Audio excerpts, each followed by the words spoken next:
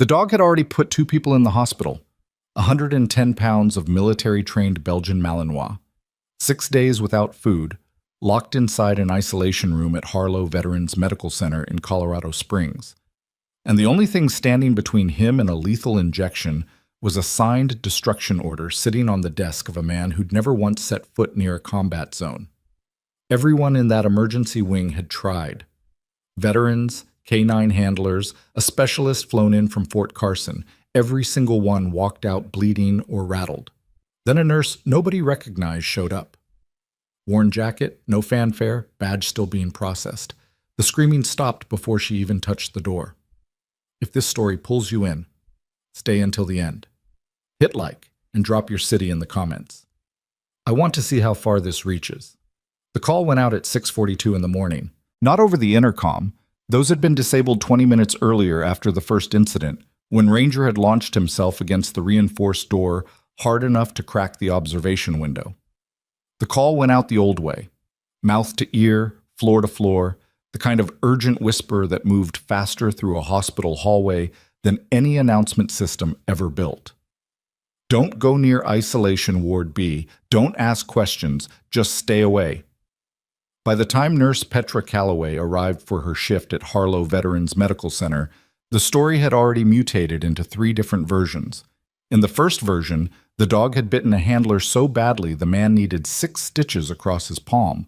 In the second version, it was 12 stitches and a fractured wrist.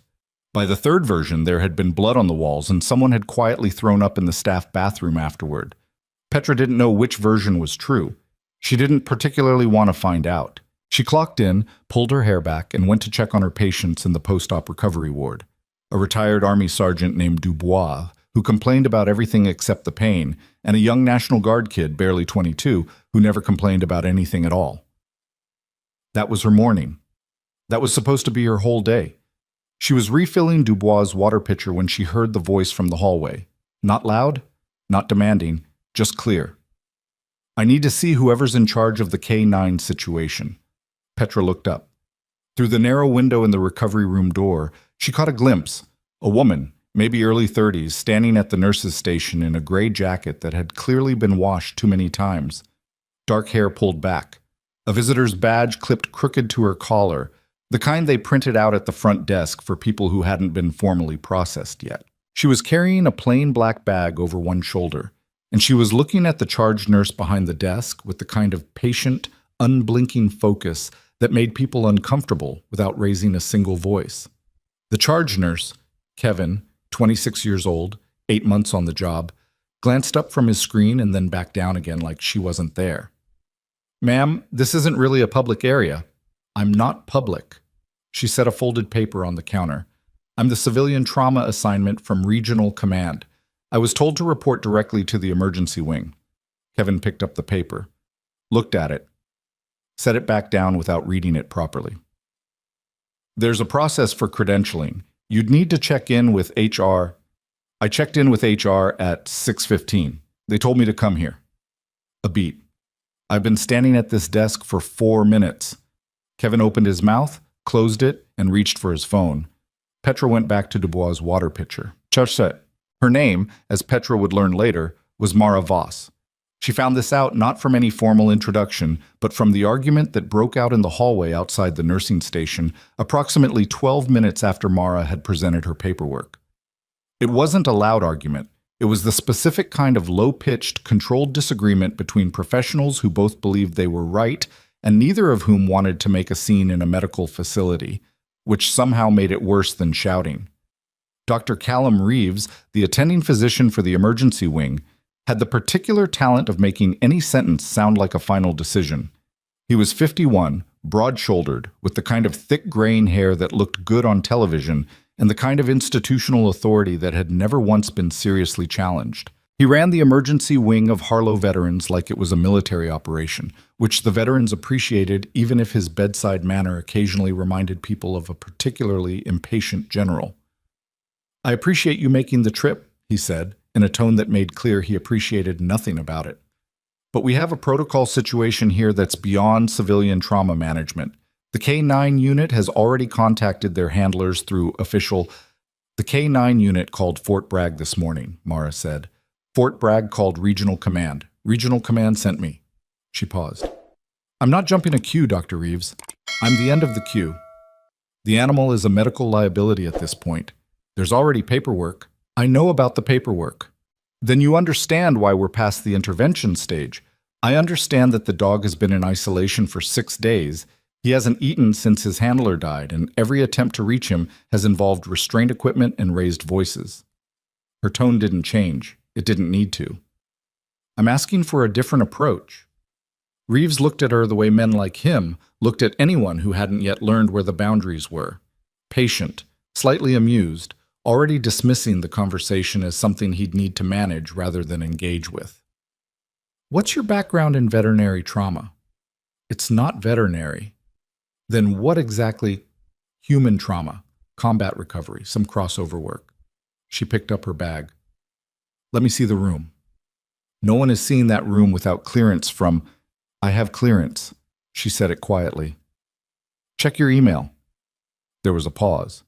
Reeves pulled out his phone. Whatever he read on it, his expression didn't change. But something behind his eyes did. A small recalibration, the kind people made when they realized the ground had shifted slightly under their feet. He looked up. I'll need someone with you. Fine. And you stay outside the door. To start. He didn't like that answer. But he didn't argue it. Petra wasn't supposed to be anywhere near Isolation Ward B. She had told herself this twice, very firmly, while walking in exactly that direction.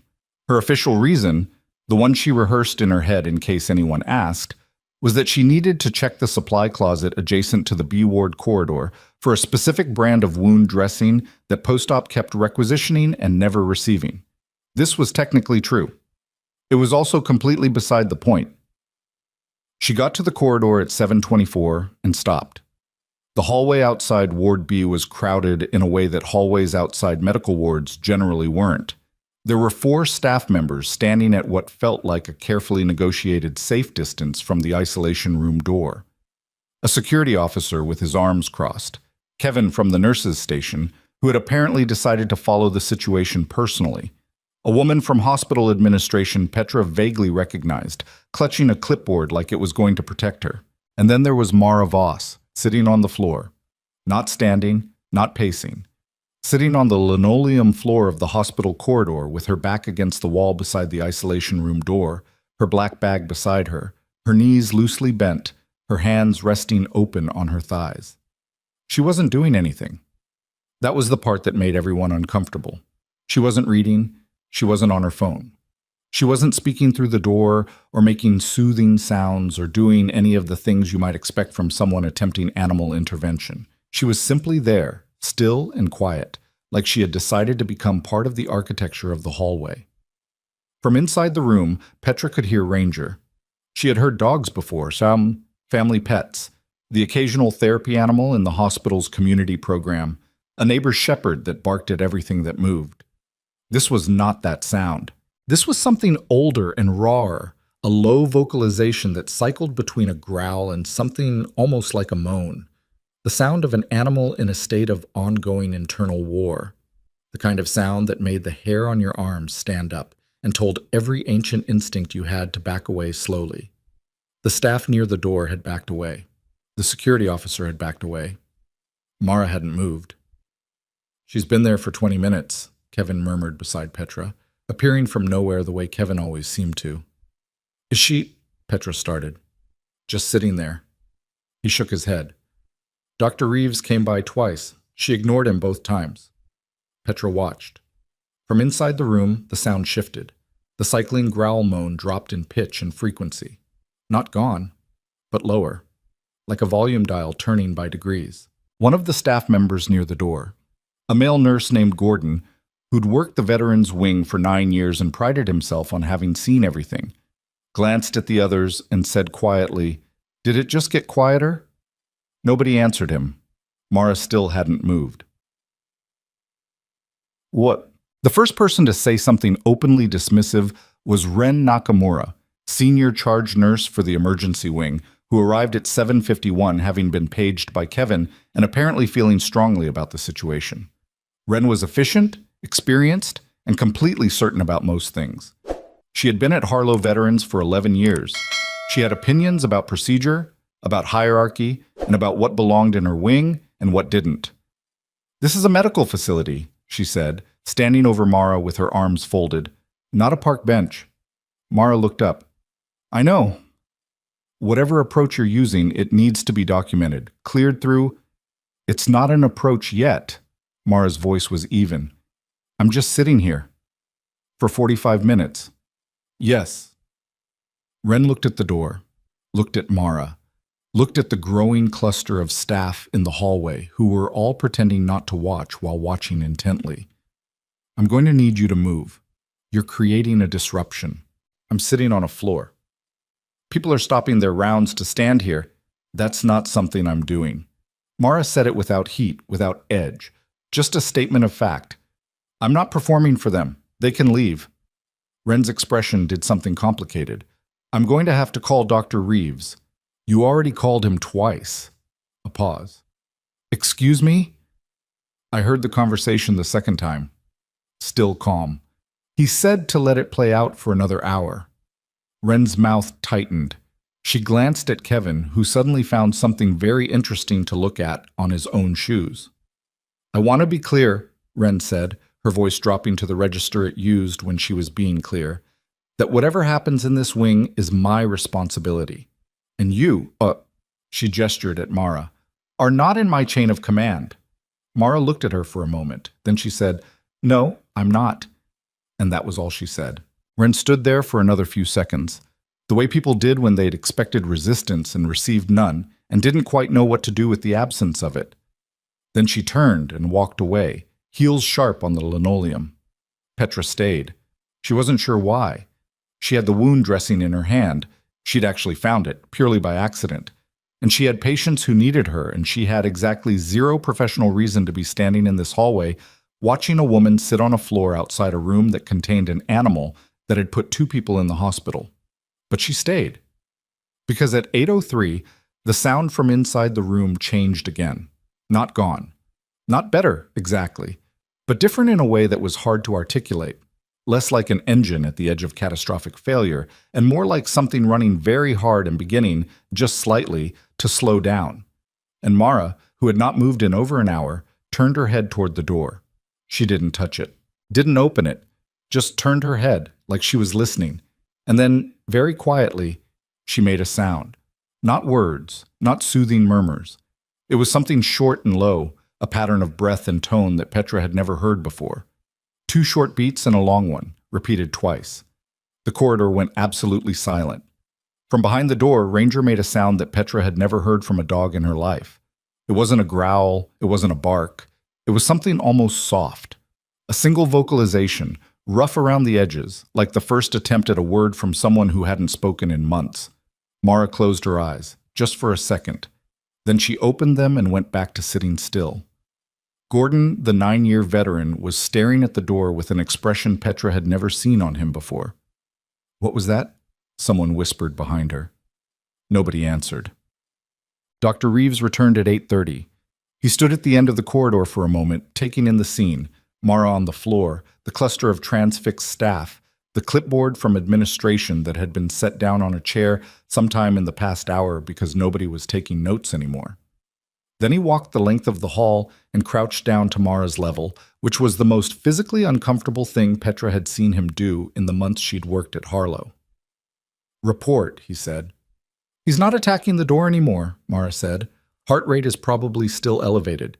He's in a defensive grief spiral. Stimulus sensitivity is high, which is why restraint attempts made it worse. He's not dangerous, he's in pain." He put a handler in urgent care. The handler approached with a catchpole and a raised voice. Mara paused. "If you were 6 days into acute grief and someone came at you with a catchpole, you'd defend yourself too." Reeves was quiet for a moment. "The destruction order. Give me until the end of the day." He looked at her. "That's not how this facility... I know how this facility works." She met his eyes. "Give me until the end of the day." Petra watched Reeves's face do the same recalibrating thing it had done in the hallway earlier. The small, almost invisible shift of someone reassessing the landscape. He wasn't used to this specific kind of resistance. Not the aggressive kind, not the procedural kind. The quiet, immovable kind that didn't give him anything to push against. "You open that door," he said finally. "You're accepting full liability." "Understood. And you need a medical observer present, someone with documentation authority." He looked up, scanned the cluster of staff in the hallway. His gaze landed, after a moment's consideration, on Petra. Petra realized she was still holding the wound dressing. "Calloway," Reeves said, "you're observing." Petra blinked. "I have post-op patients. Dubois is stable and Reinhold is sleeping. You're observing." He stood. "Document everything. If anything escalates," he looked at Mara, "we pull back and I make the call." Mara nodded once. Reeves walked away. Petra stood there for a moment looking at the door, then at Mara, then at the door again. "Have you done this before?" she asked. Mara looked up at her. Something in her expression was difficult to read. Not unfriendly, but contained in a way that suggested there were rooms inside her that weren't on the public tour. "Yes," she said. "With dogs?" "With a lot of things." Petra looked at the door. Through it, she could hear Ranger. Quieter now, but still there, still cycling through that rough, low vocalization that set every nerve ending on edge. "He's going to be okay," Mara said. It wasn't a reassurance. It was delivered the way you delivered a clinical assessment, matter of fact, based on available information. "How do you know?" Mara stood up, picked up her bag, brushed off the back of her jacket with 2 quick swipes like someone who had sat on worse floors than this one. "Because he hasn't quit," she said. What happened when Mara opened the door was not what Petra expected. She had braced herself. She was not ashamed to admit this, standing back against the corridor wall with her pen and clipboard as Mara entered the access code that Reeves had sent via text and pushed open the heavy reinforced door. She had braced for the sound to explode outward, for the sprint of an animal launching itself at the intrusion, for the chaos that had characterized every other attempt to interact with Ranger in the past 6 days. Instead, there was a pause. The door opened. Mara stood in the threshold, not entering, not retreating, just occupying the space. The sound from inside the room dropped to almost nothing. Petra counted her own heartbeats. Got to 11 before anything happened. What happened was this. Ranger, and she could see him now, a large Malinois pressed into the far corner of the room, his body language a textbook illustration of fight-or-flight tension, lifted his head. He looked at Mara. Mara looked at him.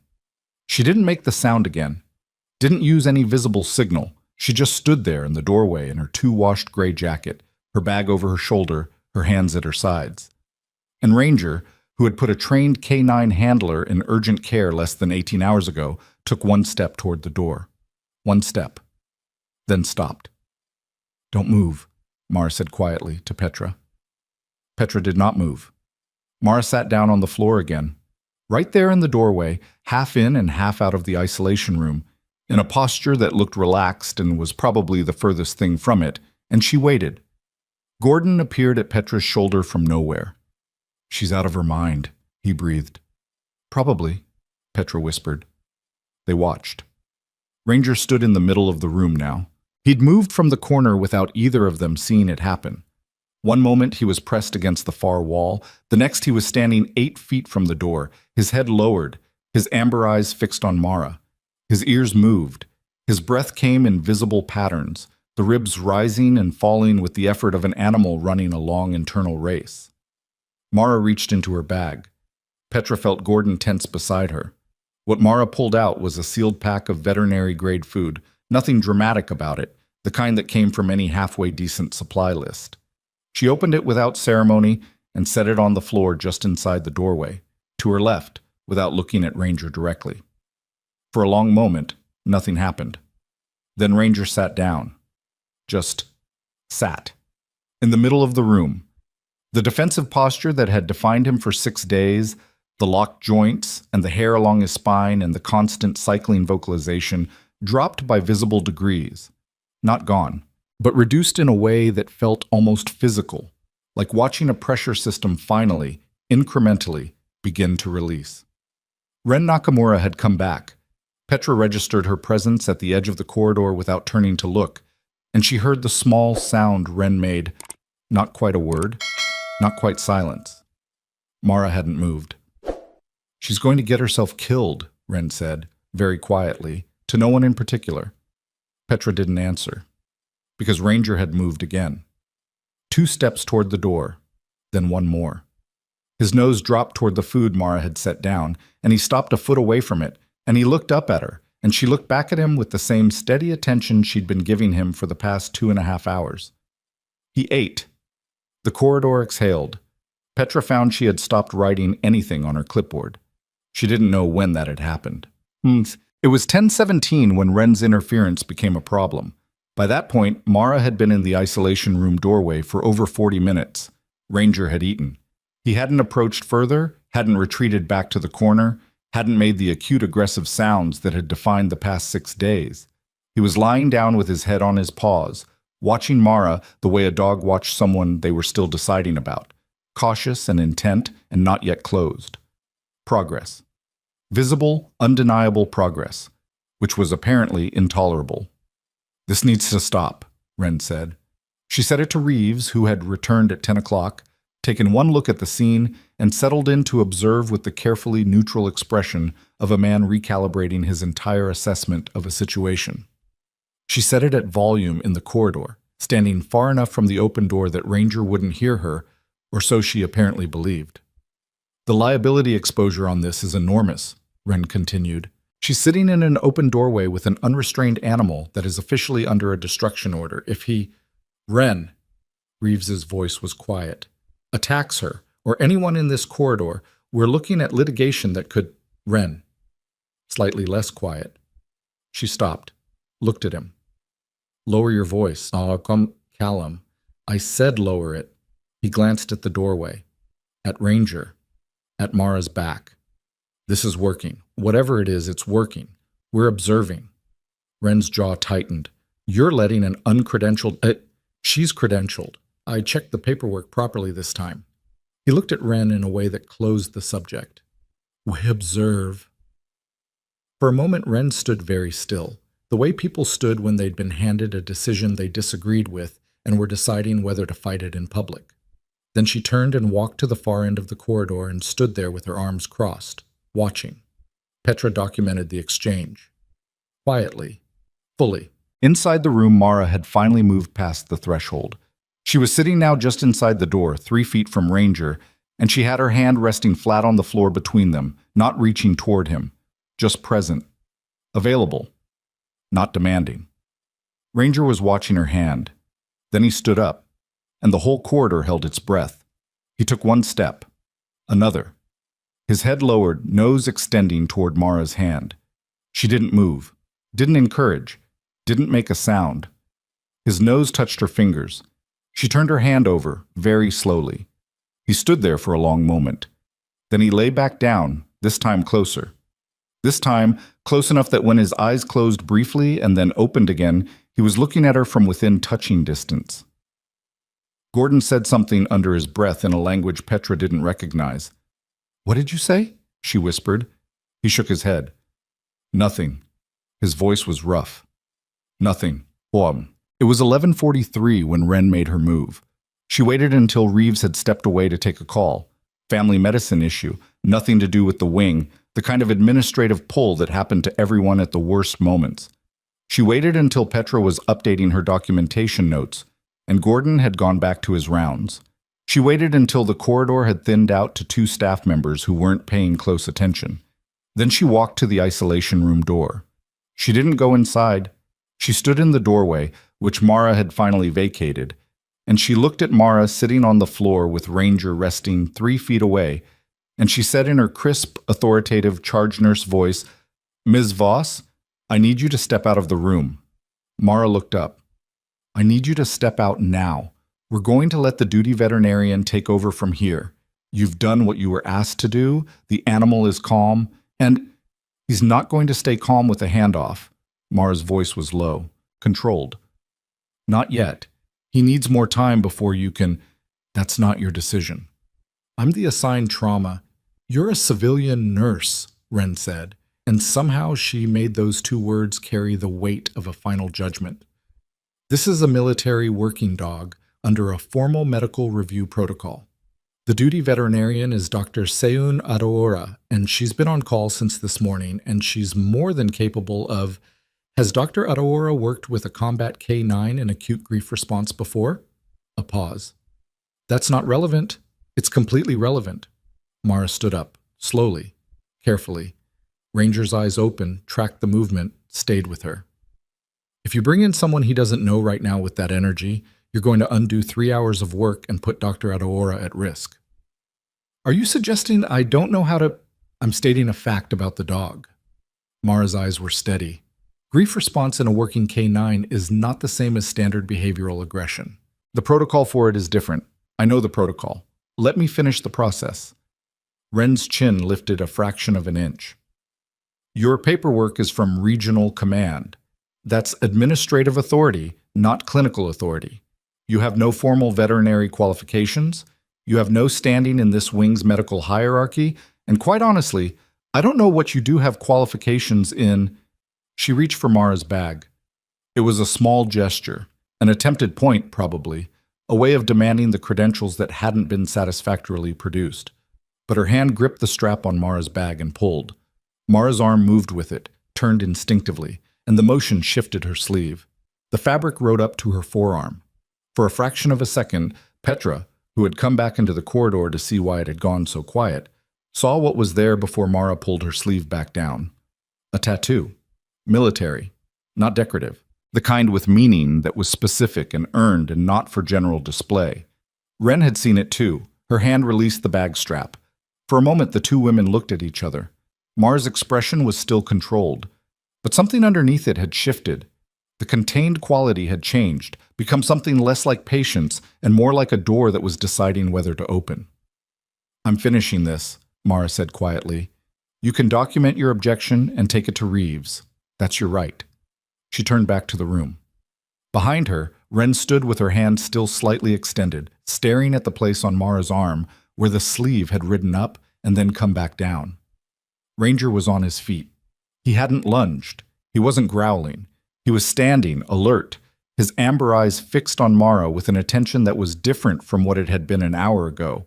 Not the cautious surveillance of an animal deciding whether to defend itself, but something else. Something that made the muscles in Petra's chest tighten in a way she couldn't immediately explain. He recognized her. That was the only word for it. Not first contact, not cautious familiarity. Recognition, like something buried had surfaced. Mara said nothing. She simply walked back to her place on the floor, sat down, and rested her hand on the linoleum between them. Ranger lay down. His head moved to her knee. Ren stood in the corridor with her clipboard and her years of institutional authority and the expression of someone watching the ground shift beneath them and not yet understanding why. Petra wrote everything down. Her pen was moving before she consciously decided to let it. Petra's pen kept moving for another 30 seconds after Ren walked away. Then she stopped and read what she'd written and realized she had transcribed not just the clinical events, but the expression on Ren's face, the angle of Ranger's head, the specific way Mara's sleeve had fallen back into place, details that had no business being in a medical observation log, and everything to do with the fact that Petra's brain had registered something significant and didn't yet have language for what it was. She crossed out the last 4 lines, kept the rest. The corridor had thinned to almost nothing by noon. The administrative woman with the clipboard had left somewhere around the time Ranger had eaten. Whether from relief or disappointment was unclear. Gordon had gone back to post-op. Kevin was at his station. The security officer had been quietly stood down by Reeves when he returned from his call and assessed the situation with the careful economy of a man who'd spent 3 decades making fast decisions in rooms where fast decisions cost or saved lives. What was left was this: Mara, sitting on the floor of the isolation room with a military working dog's head on her knee. Petra, standing in the corridor with a clipboard she'd mostly stopped using, and the particular kind of silence that settled over a space when something that was supposed to go catastrophically wrong had instead gone quietly, stubbornly right. "You should eat something," Petra said. It came out before she'd decided to say it.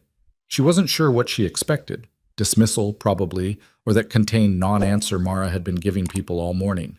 Instead, Mara said, without looking up, "There's a granola bar in the front pocket of my bag." Petra found it, passed it through the doorway. Mara took it with a brief nod, broke off a piece, and ate it while keeping her other hand still on the floor near Ranger. The dog didn't react to the movement. His breathing had slowed to something that resembled sleep without quite being it, the shallow surface rest of an animal that wasn't ready to fully let its guard down, but had stopped fighting the exhaustion. "How long has he been awake?" Petra asked. "Probably most of 6 days." Mara's voice was quiet. Not sad, exactly, just direct. "They do that.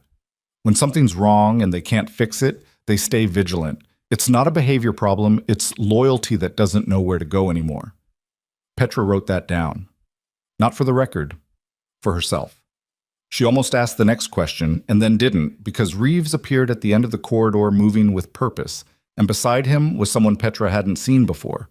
A woman in scrubs with a tablet under her arm, who carried herself with the specific confidence of someone who had credentials and knew exactly where they stood in the hierarchy. Dr. Seuna Daora, presumably. The duty veterinarian. Petra moved back a step, instinctively. Reeves stopped outside the room and took in the scene. Mara on the floor, Ranger resting, the changed quality of the air in the corridor. Something in his face shifted, the same small recalibration Petra had seen twice before, but this time it went a different direction, more complicated. "We have a situation," he said to Mara quietly. She looked up. "The destruction order." He paused. "It was submitted to administration before your intervention this morning. The approval process is..." It moved faster than expected. "I've been trying to hold it, but the committee chair..." He stopped, glanced at Adaora. "There's going to be a formal review in 2 hours." Mara was quiet for a moment. Ranger's ear twitched at the change in tone around the doorway, but he didn't lift his head. 2 hours, she repeated. "The committee needs documented evidence of behavioral change. Not anecdotal, not observational. Clinical documentation of reduced threat indicators, recorded vitals if possible, and a formal risk reassessment signed by a licensed medical authority." He looked at her. "Which you are not." "I know what I am." Dr. Adaora can do the risk assessment, but she needs access to the animal, and right now, that needs to happen without a stranger walking in with a tablet and a cold entry. Mara glanced at Adaora. The veterinarian met her eyes with the measured look of someone who had come prepared to be annoyed but was revising her position in real time. "Give me 20 minutes with Dr. Adaora before she enters. I need to brief her on what's working and what isn't. Then we do a slow introduction." Reeves looked at Adaora. Adaora looked at Mara. "What happened the last time someone entered without the slow introduction?" 12 stitches, Mara said. "Or 6. Depends who you ask." Adaora nodded once, short and firm. 20 minutes. The briefing happened in the corridor, close enough to the door that Mara could hear any change in Ranger's state, but far enough to talk without disturbing him. Petra stayed because nobody told her to leave, and because at this point she had committed to the narrative of this day whether she'd intended to or not. What Mara told Adaora wasn't what Petra expected. She didn't use clinical jargon. She didn't cite literature or reference protocols. She spoke about Ranger the way someone spoke about a person they had spent a long time observing. Specific, detailed, occasionally uncertain. He holds the left ear lower when he's about to escalate. He broke eye contact with me twice this morning, both times toward the corner where his handler's vest is. There's personal gear in there. Someone should have cleared it, but didn't. He responds to a specific 2-beat signal, but I don't know yet if that's handler-specific or if he was trained to it broadly. Adaora was taking notes on her tablet. Actual notes? Not performative ones. "The vest," she said. "What personal gear?" "I didn't go through it. It wasn't my place." "But you think it's affecting him?" "I think he can smell it from anywhere in the room, and I think until someone addresses that, his grief response is going to keep getting re-triggered no matter how settled he seems." Mara paused. "That's not my call to make. That's military property, and it needs to go through the right channels." "I can flag it? Flag it fast. You've got 90 minutes before the committee review." Adaora looked at her for a moment. How do you know so much about working dog grief response? Mara ate the last piece of her granola bar. Experience. That's not an answer. No, Mara agreed. It's not. Adaora held her gaze for another second, then looked back at her tablet. The silence between them wasn't hostile. It was the silence of two people who had just established a working respect without needing to fully understand each other, which was sometimes more useful than understanding. The introduction went slowly, and it went well. Adaora moved with the careful deliberateness of someone who had been properly briefed and actually listened to the briefing. Low body posture, no direct eye contact on entry, equipment hidden under one arm rather than extended. Ranger watched her the way he'd watched everything, with total attention and open threat assessment. He didn't escalate. He didn't approach. He watched. That was enough. Adaora completed her assessment from 6 feet away, and it took 11 minutes, and when she walked back out into the corridor, her expression was the expression of someone who had written a very different report than the one they'd come in expecting to write. I can support the revocation, she said to Reeves. The behavioral indicators for active threat are significantly reduced. He's in a grief response pattern, not an aggression pattern. Different treatment protocol, different outcome projection. She paused. I'm adding a recommendation that the handler's personal effects be formally processed and removed from the isolation environment. Reeves nodded slowly. Then he looked at Mara. The committee still needs the documentation by 1:15. Then we have 70 minutes. Mara looked at Petra. Petra looked down at her clipboard. At the hours of notes she'd been taking without fully realizing how detailed they'd become. The timestamps, the behavioral observations, the specific sequences. I documented everything, she said. Mara looked at her properly for the first time all day. Not the brief glances of someone accepting a granola bar or acknowledging a question, actually looked at her with the particular attention she'd been giving Ranger. Assessing, deciding. Good, she said. The documentation took 45 minutes, and it was not a clean process. They worked in the break room 2 corridors away from the isolation ward. Petra's notes spread across the table, Adaora's tablet beside them, Mara writing longhand on hospital stationery because apparently she preferred it, and nobody had time to argue.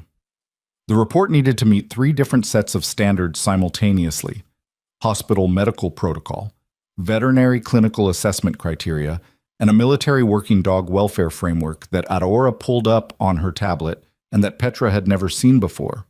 Mara knew all 3. Not theoretically, operationally. She cross-referenced requirements without looking them up, caught a gap in Adaora's risk assessment language, and corrected it with the specific terminology the military framework required, and at one point rewrote an entire paragraph of Petra's observational notes with the kind of precision that made Petra look at her own original text and feel embarrassed. How do you know the military documentation standards? Adaora asked at one point, not aggressively, genuinely puzzled. Mara didn't look up from the page she was writing. I used to fill them out. As a veterinarian? No. Adaora waited for more. It didn't come. She went back to her tablet. Petra said nothing. She was watching Mara's hands as she wrote, the way she held the pen, a particular callus on the outer edge of her right palm from long-term grip conditioning, a scar across 2 knuckles that was old enough to be fully healed and specific enough to be intentional. The kind of scar you got from training, not from an accident. She said nothing about this either. They finished the report at 1:08, 7 minutes to spare. It was Reeves who carried it to the committee, which was the correct procedural move. And also Petra suspected a quiet acknowledgement that a man with his institutional standing presenting the documentation carried more weight than a civilian with a visitor's badge and a borrowed floor. He didn't say this. He just took the report and walked. The 3 of them went back to the corridor. Ranger was sleeping, actually sleeping this time. The slower, deeper rhythm of an animal that had finally let the exhaustion win. His side rose and fell. In the angle of afternoon light through the corridor window, he looked smaller than he had this morning. Not diminished, just, finally, briefly, at rest. Mara stood outside the open door and watched him sleep, and for the first time all day she let something show on her face that wasn't control. It was brief and complicated, and Petra filed it away without comment. He's going to be okay, Petra said. She meant it this time differently than Mara had said it this morning. Not as a clinical assessment, but as the thing you said to someone who needed to hear it even if they already knew it. Mara glanced at her. Yeah, I mean it. The report was, I know. She paused. You did good work today. The documentation. It was not a grand compliment. It was the kind of thing you said to someone whose work had actually mattered, and you wanted them to know it without making a production out of it. Petra felt it land somewhere in the chest the way those small, specific acknowledgments sometimes did. Then Ren came back. She arrived at 1:31, which was 23 minutes after she'd been told the documentation had been submitted and while the committee was still in review. She wasn't alone. She had Kevin with her, which was odd, and she was carrying a folder, which was worse. Petra's stomach dropped before she understood why. I've pulled your assignment records, Ren said to Mara. The measured authority in her voice had returned, recalibrated, loaded differently than it had been this morning. Less frustration, more certainty. The voice of someone who had found something. The transfer order from Regional Command, I put it through the formal verification system at 11 this morning, not Kevin's preliminary check, the formal system. Mara turned from the doorway. And, Reeves said from behind Ren, he'd returned from the committee without Petra noticing. He was standing 10 feet back, arms crossed, face unreadable. The order is legitimate, Ren said. The assignment is legitimate. She opened the folder. But the records attached to it are flagged. Specifically, she pulled out a single printed page. The credential history listed for Mara Voss, civilian trauma specialist, regional command transfer. She held it out. Not to Mara, to Reeves. There's a discrepancy. Reeves took the paper, read it. His expression changed. Petra looked at Mara. Mara was looking at the paper in Reeves's hand with an expression that was impossible to decode. Not fear, not guilt, not defiance. Something much quieter than all of those. Something that looked almost like recognition. Like someone watching a thing they knew was coming, finally arrive. What kind of discrepancy? Aurora said from the other side of the corridor. Ren looked at Mara. The civilian record shows 11 years of trauma nursing, standard placements, 2 commendations. A pause. But before those 11 years, there's a gap, 7 years. No employment history, no educational records, no documentation of any kind. She looked at Reeves. A 7-year gap in someone's professional record doesn't just happen. The corridor was very quiet. Unless, Ren continued, those 7 years are sealed. Reeves lowered the paper slowly. Military service records, he said. Not a question. Ren nodded once. Everyone looked at Mara. She didn't look away. She stood in the doorway of the isolation room with Ranger sleeping behind her, and she looked back at all of them. And for a long moment she said nothing at all. Then her phone rang. She looked at the screen. Something moved across her face, fast and complicated and gone almost before it registered. She answered it. Voss? A pause. Then, yes, sir, I'm here. Another pause, longer, her jaw set. Understood. She lowered the phone. Who was that? Reeves asked. Mara looked at the far end of the corridor, where a door to the hospital's side entrance had just opened. A man in uniform walked in. Not scrubs, not a lab coat, not the business casual of hospital administration. A military dress uniform, ribbons and all, with the bearing of someone who did not need to announce themselves because their presence was announcement enough. He was followed by 2 others in operational dress, and all 3 of them moved through the corridor with the specific purposefulness of people who knew exactly where they were going.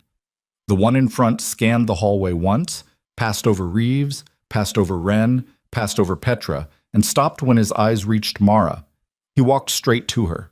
And then, in the corridor of Harlow Veterans Medical Center, in front of a charge nurse who had spent all morning trying to remove her, and a doctor who had spent all morning trying to manage her, and a nurse who had spent all morning watching all of it, he stopped and came to attention, and saluted.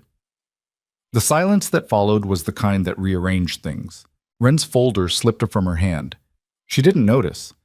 The folder pages scattered across the linoleum, and nobody moved to pick them up. Petra counted 3 full seconds of silence before anyone breathed audibly. The man in dress uniform held his salute with the practiced stillness of someone who had done it 10,000 times. And Mara, who had spent the entire morning being dismissed, managed, questioned, and cornered, stood in the doorway of the isolation room and returned it.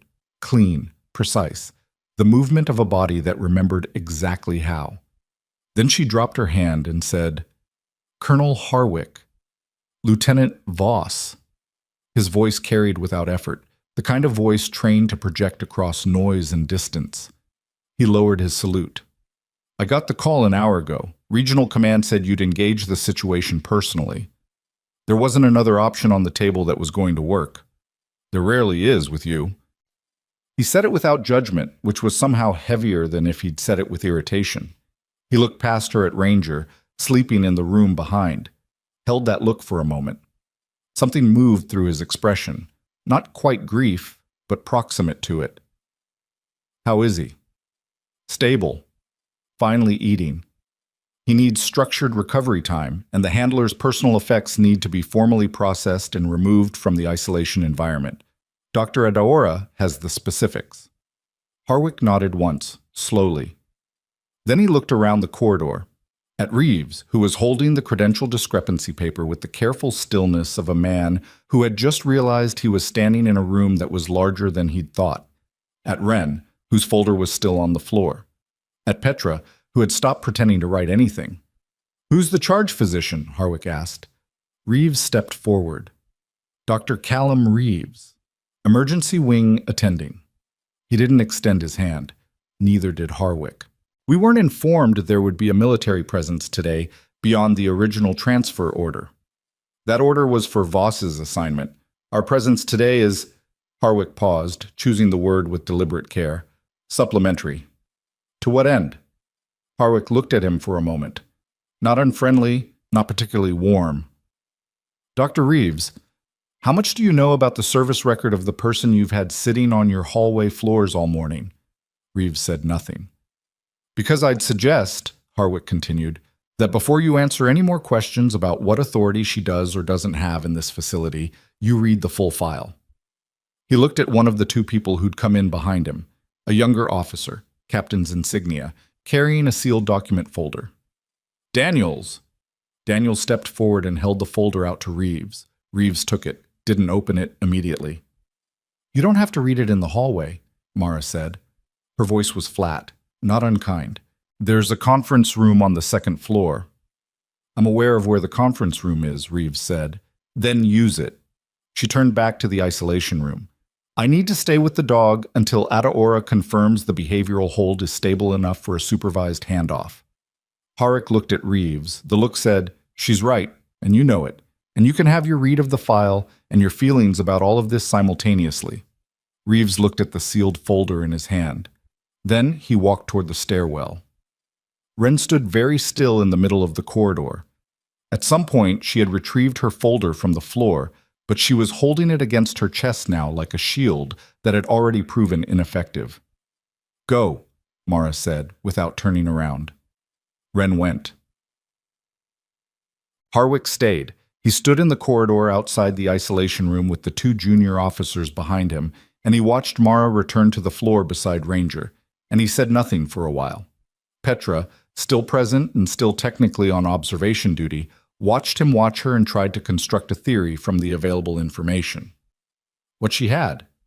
A salute, a first-name basis, a sealed file that had made Reeves go pale and quiet, and 7 years of sealed records. What she didn't have? The connecting tissue.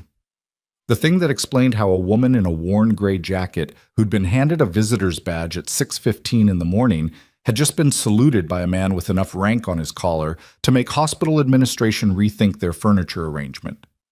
Ranger stirred, lifted his head at Harwick's continued presence in the doorway, then tracked to Mara, then settled again. Not indifferent, calibrated. He was reading the room the same way Mara read it, Petra realized. Both of them monitoring, both of them deciding, both of them operating on a frequency that the rest of the corridor wasn't quite tuned to. "The committee's going to rule in the next 20 minutes, Harwick said. "Daniels confirmed before we came in." "I know," Mara said. "If they don't revoke the order, they'll revoke it." "Mara." She looked up at the use of her first name. Something shifted between them. The formal register dropped by 1 gear, the professional distance narrowed just enough to carry weight. "The documentation is solid," she said. "Adora's risk assessment is clean. The behavioral indicators are all in there, time-stamped, cross-referenced." She paused. "If they don't revoke it based on that record, then the record isn't the problem." Harwick was quiet for a moment. "And if the record isn't the problem, then we find out what is." He nodded slowly. Then he looked at Petra for the first time since he'd walked in, a direct, assessing look that lasted about 2 seconds and felt considerably longer. "You're the observing nurse?" "Petra Calloway."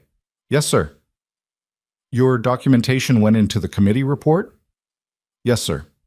He held her gaze for another second. Then he said, "Good," and looked away.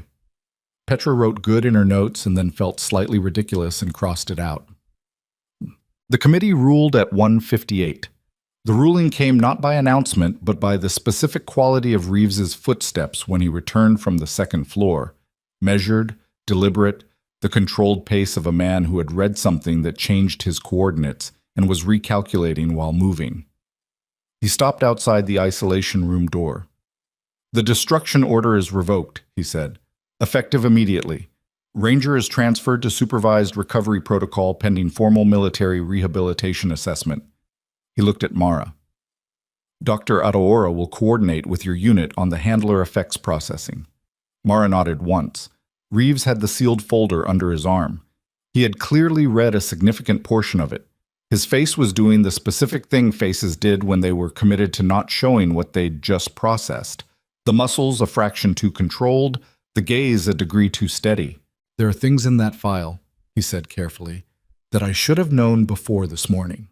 "Probably," Mara said, "but that's not how sealed records work." "No." He was quiet for a moment. "You could have told me. At some point. It would have made you treat me differently." Her voice wasn't accusatory. It was matter-of-fact in the way that made the statement land harder than an accusation. "I know." Reeves looked at her. The careful neutrality in his expression shifted, cracked slightly at one edge, the way material cracked under sustained pressure. Not catastrophic, but definitive. The structural acknowledgement that something had given way. "The dog is stable," Mara continued, before he could formulate whatever he was building toward. "That's what matters today." "Yes," Reeves said. "It is." He walked past Harwick with a brief nod. Harwick returned it. The silent exchange of two men who outranked each other in different systems and were both aware of it. From inside the room, Ranger had moved. He was sitting up, watching the doorway with the alert but non-defensive posture he'd arrived at over the last hour. High-value attention, not threat assessment. His ears were forward. His head was tilted at the specific angle that meant he was processing something auditory with interest rather than alarm. Mara looked back at him. "Okay," she said quietly. Just the one word. His tail moved, a single stroke, then stopped, like he wasn't quite sure yet if that was appropriate. "Okay," she said again. It moved again, twice this time. Petra had to look away for a moment at the supply shelf on the opposite wall, which was interesting to nobody until she had her face under control. The problem arrived at 2:34 in the form of a man Petra had never seen before. He came through the administrative entrance on the east side of the wing, which was the entrance used by hospital leadership and board members, and the specific category of visitor who didn't use the front desk because they'd never had to. He was 60 or close to it, dressed in a suit that said money the way some suits said effort. And he had with him a woman carrying a laptop and a man who was clearly legal counsel from the aggressive set of his shoulders and the way he was already looking around the room like it was a deposition. His name, as Petra would learn in the next 10 minutes, was Garrett Olson. He was on the hospital board. More specifically, he was chair of the Risk Management Subcommittee, which was the committee that had, until 40 minutes ago, been processing the destruction order paperwork as a liability clearance action. He did not look like a man who had come to congratulate anyone. He looked like a man who had received a phone call that interrupted something he'd rather have been doing and had come in person because some situations required presence. He found Reeves in the corridor near the nursing station, and they spoke for approximately 90 seconds, quietly enough that Petra couldn't catch the content. What she could catch was the way Reeves's posture changed, the set of his jaw, the brief, almost imperceptible stiffening that said, "This is a complication I didn't anticipate." Then Olson looked down the corridor at the cluster of people near isolation ward. B. His gaze landed on Harwick's uniform, moved on, landed on Mara. He started walking toward them. Harwick saw him coming, said nothing, but his feet shifted slightly, weight redistributing, the subtle postural change of someone who had assessed an approach and decided how to receive it. Mara didn't look up from the doorway until Olson was 10 feet away, at which point she turned and looked at him with the same expression she'd been giving everyone all day. Open. Still. Completely unintimidated. "Ms. Voss," Olson said. He had the voice of a man used to rooms that quieted for him. "I'm Garrett Olson. I chair risk management for this facility." "I know who you are," Mara said. She glanced at Reeves. "The committee ruled." "The medical committee ruled," Olson said. "The board hasn't." A pause. "The destruction order was entered as a formal liability clearance," he continued. "That makes it a board-level document, not just a medical one. Revoking it requires board sign-off in addition to the committee recommendation." He paused, letting that land. "I came in personally because there appear to have been some procedural irregularities in how this intervention was conducted. Uncleared entry protocols, undisclosed service background, an observation record compiled by a nurse without veterinary qualifications." "The observation record is clinically sound," Adaora said from across the corridor. "Sharp, clean, not loud." Olson glanced at her. "Dr. Adaora, your assessment is part of the record. It's under review." "Under review by whom?" "The board's medical consultant." "Who is?" A beat. "Dr. Fenwick." Adaora's expression didn't change, but something in her eyes did. Petra filed it away. "The board review will take," Olson started. "How long?" Harwick said. His voice was quiet. It didn't need to be loud. Olson looked at him, at the uniform. Did the calculation that men like him always did when they encountered institutional authority that outranked their own in a category they weren't prepared for. 48 hours, Olson said. No, Harwick said. A pause. Olson's legal counsel shifted. Colonel, the animal is a military working dog under active service designation. The revocation of a destruction order on military working assets is not subject to civilian board review timelines. Harwick's voice hadn't changed register at all. That's not a negotiating position. It's Title 10. Olson looked at his legal counsel. The counsel leaned in and murmured something. Olson's jaw worked. The original order was entered through civilian medical channels, he said. That gives the board legitimate oversight. The original order was entered in error, Mara said. Ranger is not a civilian medical liability. He's a service animal suffering a documented grief response. The clinical record shows it. The military record confirms it. She paused. The board reviewing that isn't oversight. It's delay. I'm not interested in your characterization of, then be interested in the documentation. She stepped back from the doorway. Come look at the dog. The offer landed oddly in the corridor. Olson blinked. I'm not going to, not to interact with him, just to look. Her voice was level. You came down here to assess a liability. Look at the liability. Olson looked at Reeves. Reeves looked at the floor with the expression of a man choosing not to contribute. Then Olson, with the stiff, reluctant movement of someone accepting a dare they couldn't back down from without cost, walked to the doorway. Ranger looked at him. He didn't growl, didn't move from where he was sitting, 3 feet back from the door, relaxed but present. He looked at Olson with the direct, uncomplicated attention of an animal assessing a stranger, and then he looked away. Not threatened, not threatening, simply uninterested in the politics of the corridor. Olson stood there for a long moment. He's been 6 days in crisis, Mara said behind him. He's been awake for most of it. He's grieving a handler he watched leave and never come back. And the first thing this facility did when he started struggling was write a paper to have him killed. She wasn't angry, she was just stating the record. The documentation revokes the order because the order was wrong. The board can review the process afterward. Right now, Ranger needs the order off the table so treatment can actually begin. Olson was still looking at the dog. Ranger looked back, once, then put his head down on his paws. Something in Olson's posture changed. Not a collapse. He wasn't built for collapse, but a loosening at the shoulders, the kind of physical concession that the brain made before the mouth caught up. 48 hours becomes 24, he said. I can push through an emergency board review by tomorrow morning. 18 hours, Harwick said. By 10 a.m. A silence. 18 hours, Olson said finally.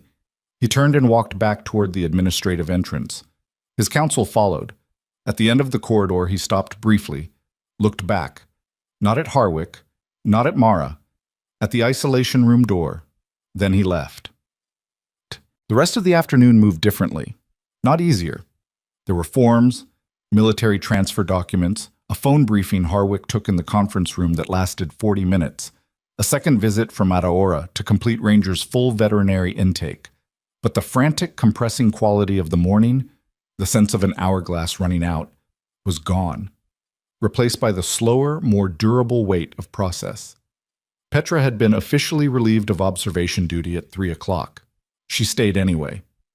Reeves saw her in the corridor at 3:45 and said nothing, which she took as permission. She'd called down to post-op twice to check on Dubois and Reinhold. Dubois had been complaining about the lunch, which meant he was fine. Reinhold had slept through most of the afternoon.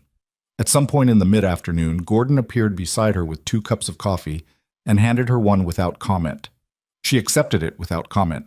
They stood in the corridor and watched Mara work, slowly, incrementally, extending the boundaries of what Ranger would tolerate, never pushing, never rushing, operating on a timeline that was entirely his. She was military, Gordon said eventually. Apparently. Combat. That's what the file suggests. He drank his coffee.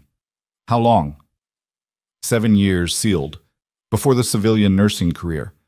Gordon was quiet for a moment. K9 units. Don't know the specifics, but she knew the signals, the commands he responded to. Yes. He turned his cup in his hands. Ren's going to have a problem. She already has one. I mean, officially. He glanced at Petra. She tried to physically remove a sealed record military specialist from an active intervention to bring in an unprimed substitute. If Adaora had entered that room cold this morning, I know. Someone else goes to urgent care. Maybe it's Adaora. I know, Gordon. He drank his coffee. You documented it. I documented everything.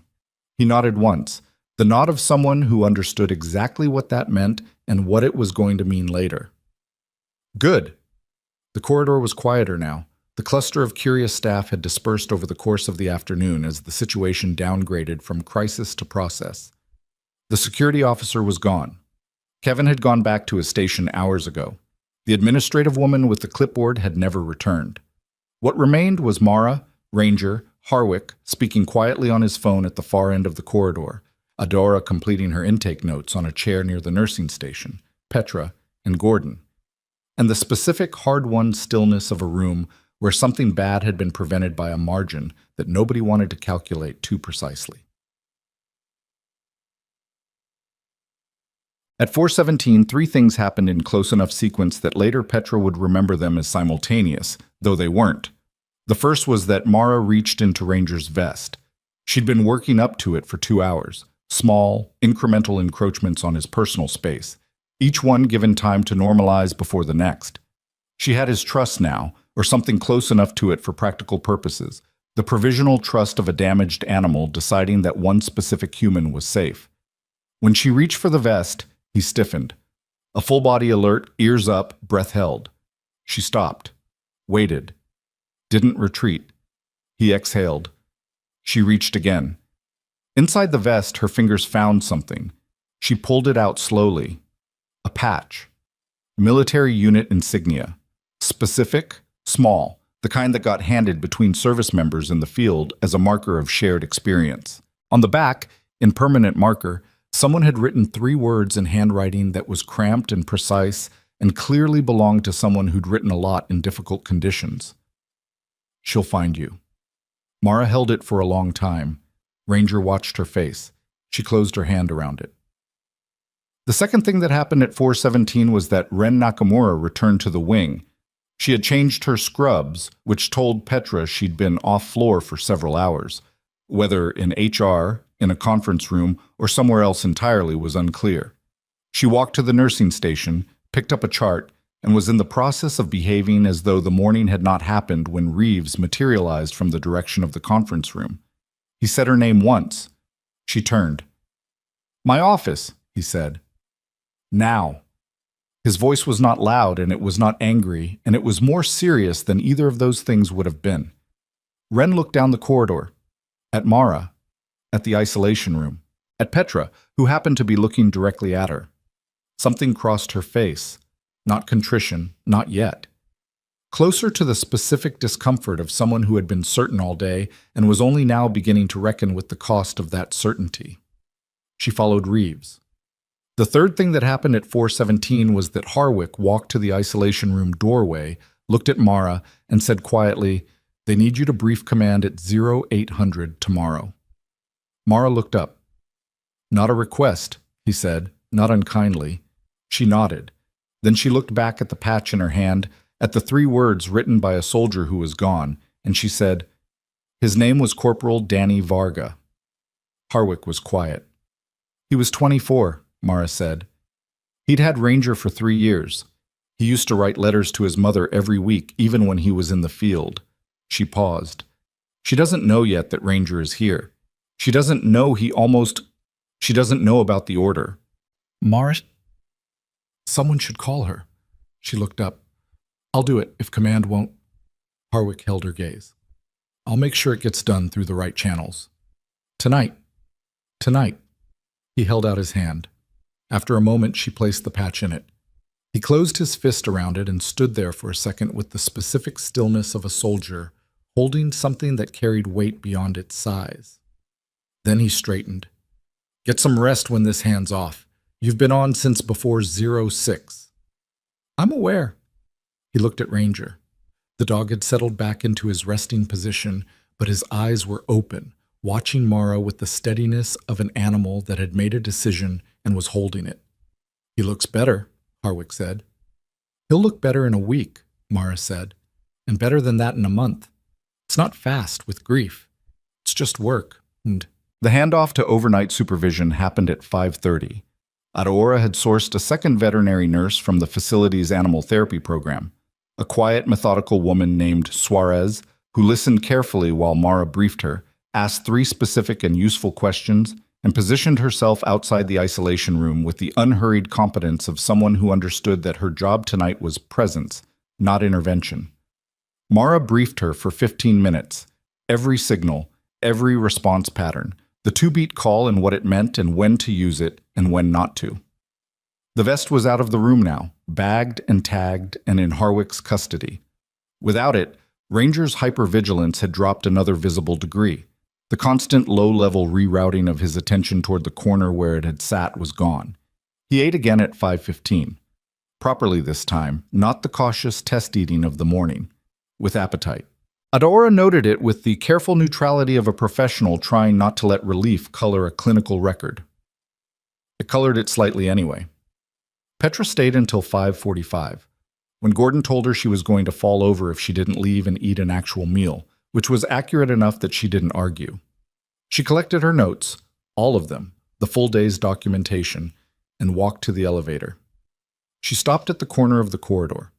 Mara was standing outside the isolation room one last time, not in the doorway, just outside it. Ranger had moved during the handoff to lie near the door, as close to the threshold as he could get while still inside the room. His nose was at the gap below the door.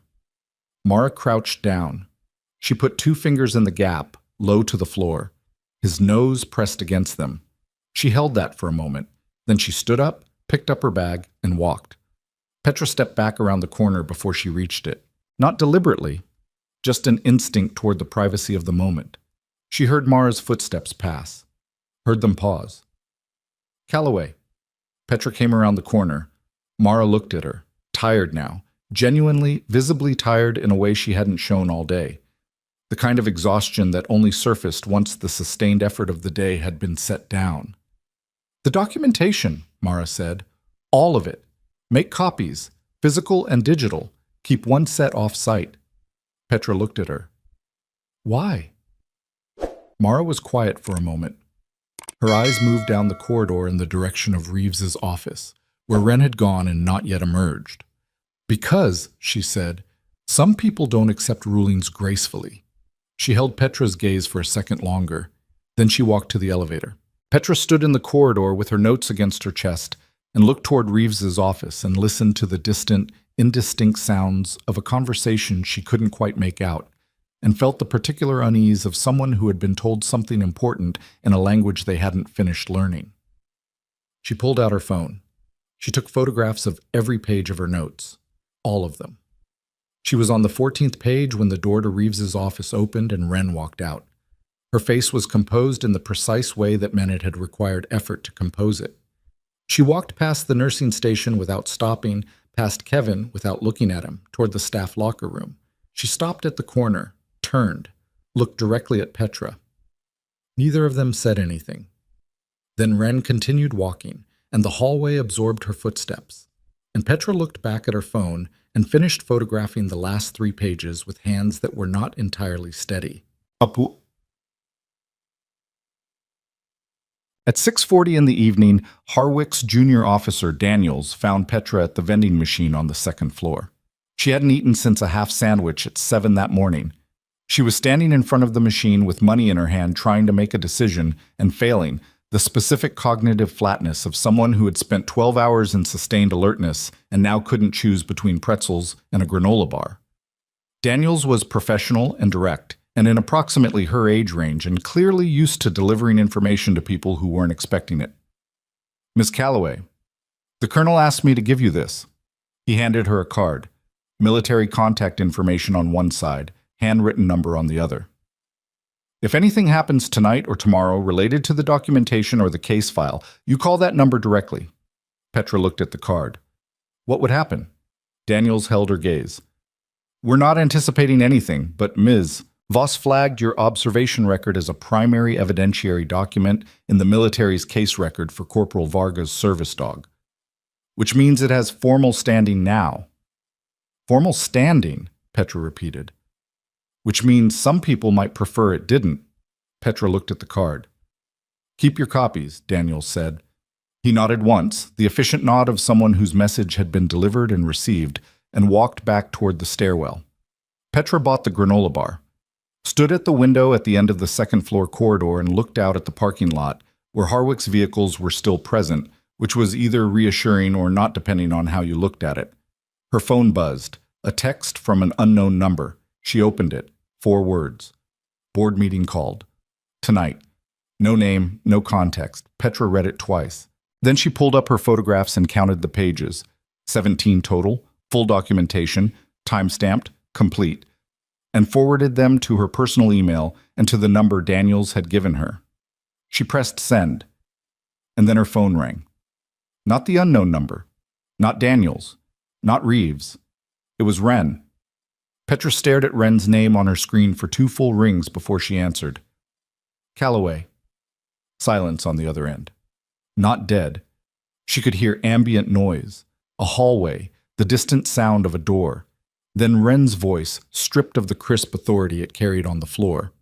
What replaced it wasn't weakness exactly. It was the sound of someone who had spent 8 hours being certain and was now standing in the wreckage of that certainty trying to figure out what to do next. "The board meeting tonight," Wren said. "You got the text?" "Yes." "It's not what you think." Petra leaned against the window.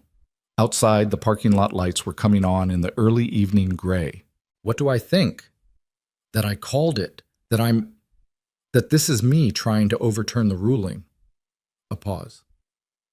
"I didn't call it. Olson did." Petra said nothing. "I need you to know that," Wren said. "Whatever happens tonight, I didn't make that call." "But you knew about it." A longer pause. "Yes." "How long?" The silence stretched. In it, Petra heard the specific hesitation of someone deciding how much truth they could afford. He called me at 4, after he left the wing. 4 o'clock. 50 minutes after the revocation was confirmed. 50 minutes after Olson had stood in the doorway looking at Ranger and agreed to the 18-hour timeline. He'd called Wren 40 minutes later and apparently told her something worth calling about. What did he say? Petra asked. He said the committee ruling was procedurally compromised, that the documentation had been compiled by an uncredentialed observer, meaning you, and that doctor. Adaora's assessment relied on methods introduced by a specialist whose record contained, his word, inconsistencies. Another pause. He said the board had grounds to override the committee on liability basis. He's using your interference this morning, Petra said.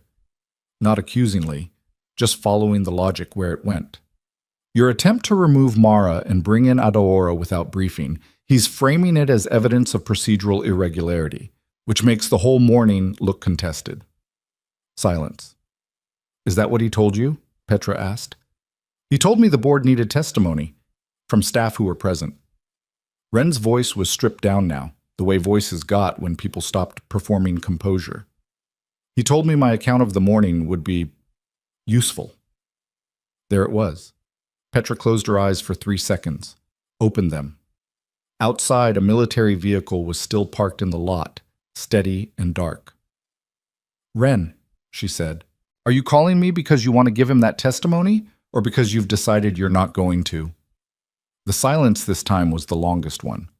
I don't know, Wren said, and the fact that she said it that plainly, without the institutional armor that had characterized every word she'd spoken all day, told Petra more than a decisive answer would have. Where are you right now? Staff parking, in my car. Stay there, Petra said. Don't call Olson back tonight. Don't confirm anything. Just stay where you are. Callaway. The documentation is already filed with military command. Time-stamped. Harwick's office has copies. Whatever Olson builds tonight, he's building it against a record that's already in federal custody. She paused. If you testify for him, you're on record against a federal case file. If you don't, you're a witness who declined. Those aren't the same thing. A long silence. How do you know all that? Wren said.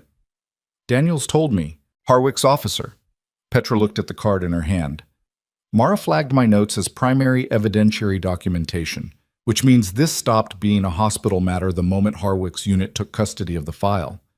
She heard Wren exhale, a long, slow breath, the kind you took when a structure you'd been holding against pressure finally cracked all the way through.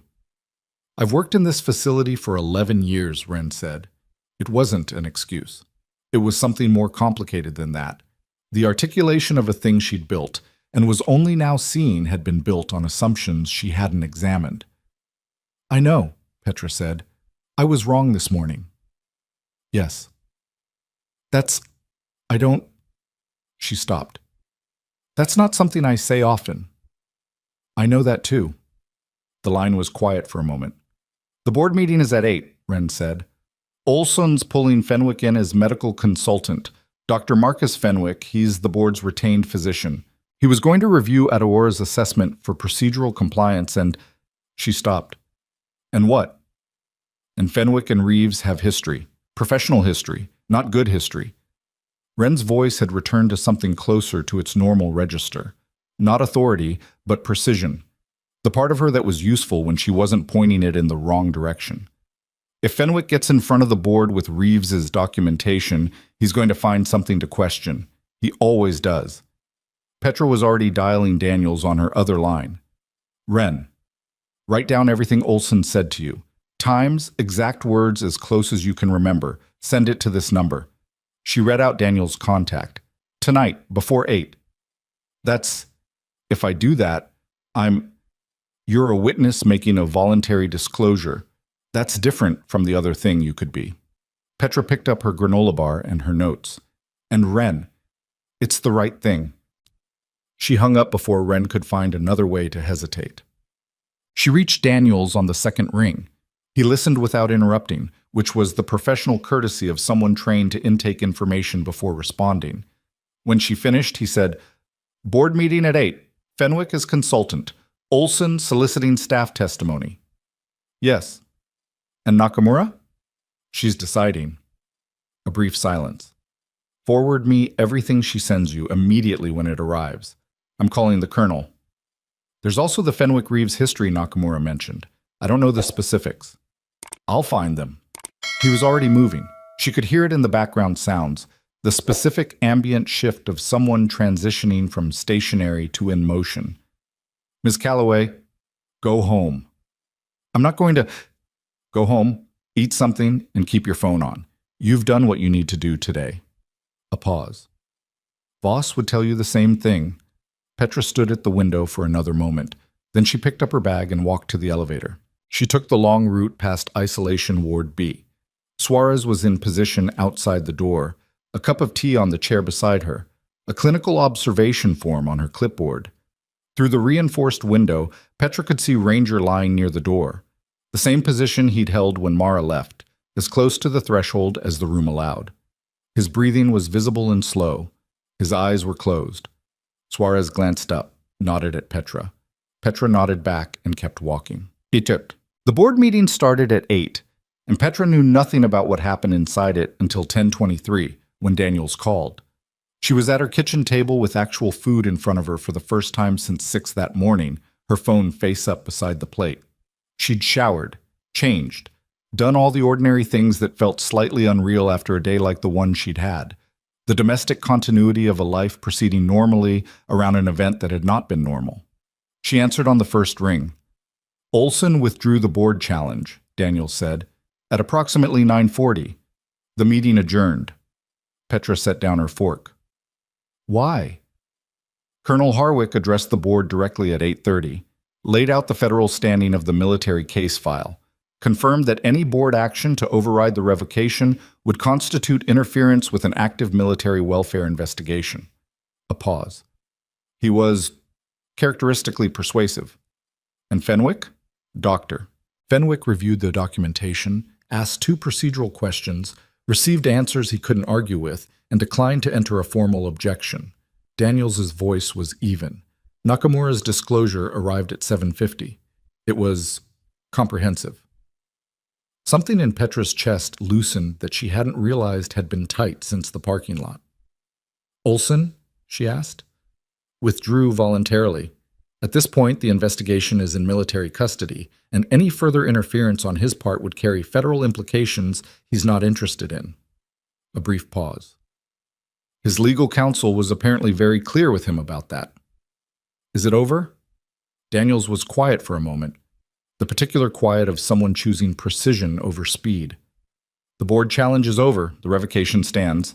Ranger stays under the recovery protocol. Another pause. The hospital side review of what happened today. That's going to be a longer process. Meaning Wren. Meaning Reeves's documentation of the morning. Meaning the formal account of what Wren had done and why and what its consequences had nearly been. Understood, Petra said. Get some sleep, Miss Calloway. He ended the call. Petra sat at her kitchen table for a while after that. The food cooled. Outside, her street was quiet. She thought about Ranger lying by the door of the isolation room with his eyes closed, and about 3 words written in cramped handwriting on the back of a military patch, and about the specific way Mara had held it before she handed it to Harwick. She ate the cold food, went to bed. She didn't sleep particularly well, but she slept. The morning brought 3 things before 8 a.m. The first was a text from an unknown number that she would later confirm was Mara. Briefing done. Board result confirmed. Thank you for the notes.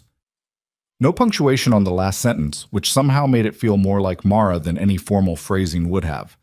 The second was a message from Reeves, sent to her work email at 7:15, with the subject line, Documentation Review. Calloway, P. It was 2 paragraphs. The first confirmed that her observation record had been formally incorporated into Harlow's internal case file and that she would be asked to participate in a staff review process scheduled for the following week. The second paragraph was shorter and said, essentially, that her conduct throughout the previous day had been exemplary and that the emergency wing was fortunate to have her on it. She read that second paragraph twice. Reeves was not a man who wrote things he didn't mean. He was also not a man for whom those words came easily. She understood both things and felt the weight of them accordingly. The third thing was Gordon, calling her at 7:52. "You need to come in early," he said. No preamble. "My shift doesn't start until... Wren's not coming in today. Reeves put her on administrative leave pending the review." A pause. "It's not quiet in here." Petra was already looking for her jacket. Hush.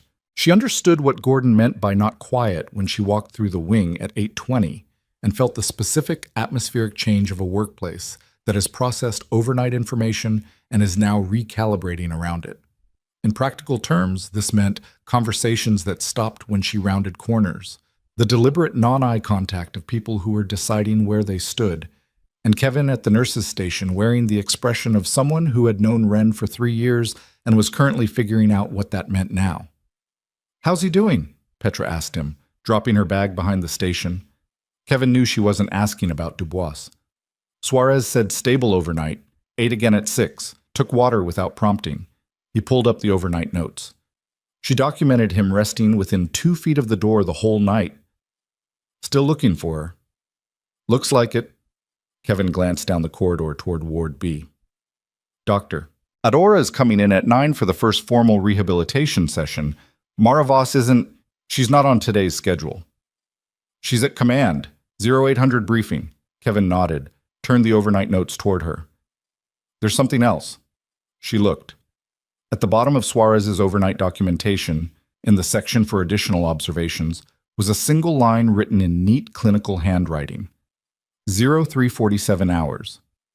Subject vocalizing. Not distress. Closest behavioral match.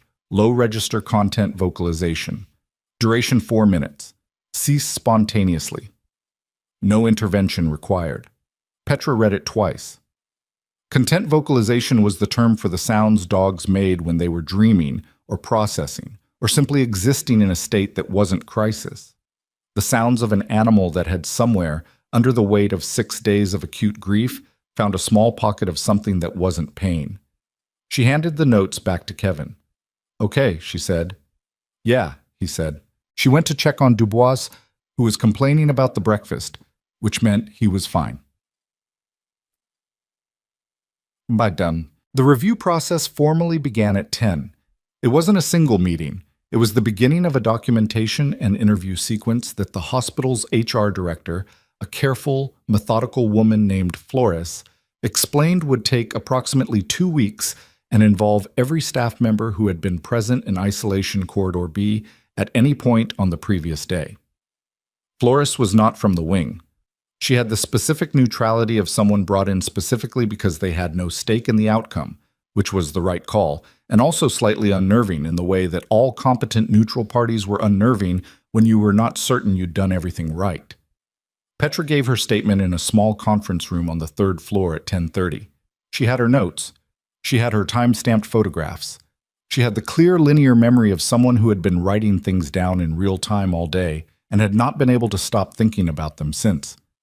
She told it straight, all of it. Wren's attempts to remove Mara, the grab for the bag, the sleeve. The moment Ranger responded before anyone in the corridor fully understood what they were seeing.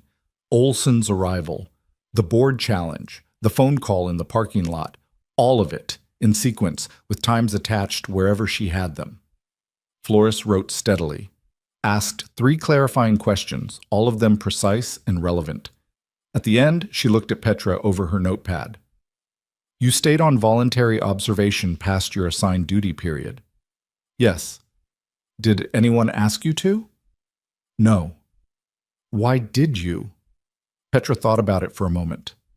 The honest answer was complicated, part professional instinct, part the simple human compulsion to see a thing through that you'd been present for from the beginning, part something she didn't quite have language for that had to do with Mara sitting on the floor and Ranger pressing his nose through the door gap. "Because it mattered," she said, "and I could." Flores noted it, closed her folder. "Thank you, Nurse Calloway." Petra walked out into the hallway and ran directly into Reeves. Not literally. He was standing in the corridor outside the conference room in the way that suggested he'd been aware of the approximate timing of her interview and had positioned himself accordingly. He was holding 2 cups of coffee. He held one out. She took it. They stood in the corridor for a moment without speaking. Fenwick withdrew from the board's retained consultant list this morning, Reeves said finally. As of 9 a.m., submitted his resignation via email. Petra looked at her coffee. Was that expected? No. A brief pause. He and I had a professional disagreement 4 years ago. A serious one. I assumed he was at the meeting to revisit it by other means. He held his cup in both hands. He apparently read the case file, concluded the board challenge was without merit, and removed himself rather than be part of it. He paused again. People can surprise you. Yes, Petra said. They can. Reeves looked at her, not the assessing look of the attending physician managing a situation. Something more direct than that, less mediated. I made assumptions yesterday, he said. About Voss. About what kind of person walks into a situation like that, and what they're likely to know and not know. He held her gaze. I wasn't the worst person in the room, but I didn't. He stopped. The sentence didn't have a good ending, and he knew it. You let her work, Petra said. Eventually. That was enough. He looked like he wasn't sure he agreed. The board of a former patient is looking into filing a complaint against Olson personally for misuse of board authority in the service of personal liability management. He set it to his coffee cup. That's not connected to anything I did or didn't do. It's a separate process.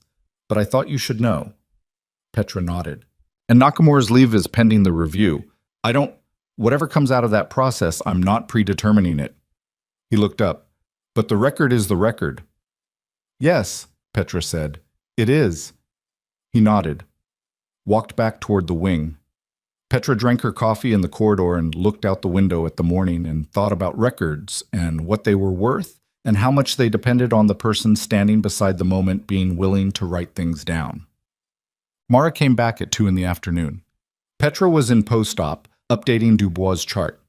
He was being moved to a standard room later that day, which he was complaining about even though it was an improvement, when Gordon knocked and said, "She's back," with the specific economy of someone who knew exactly who he meant.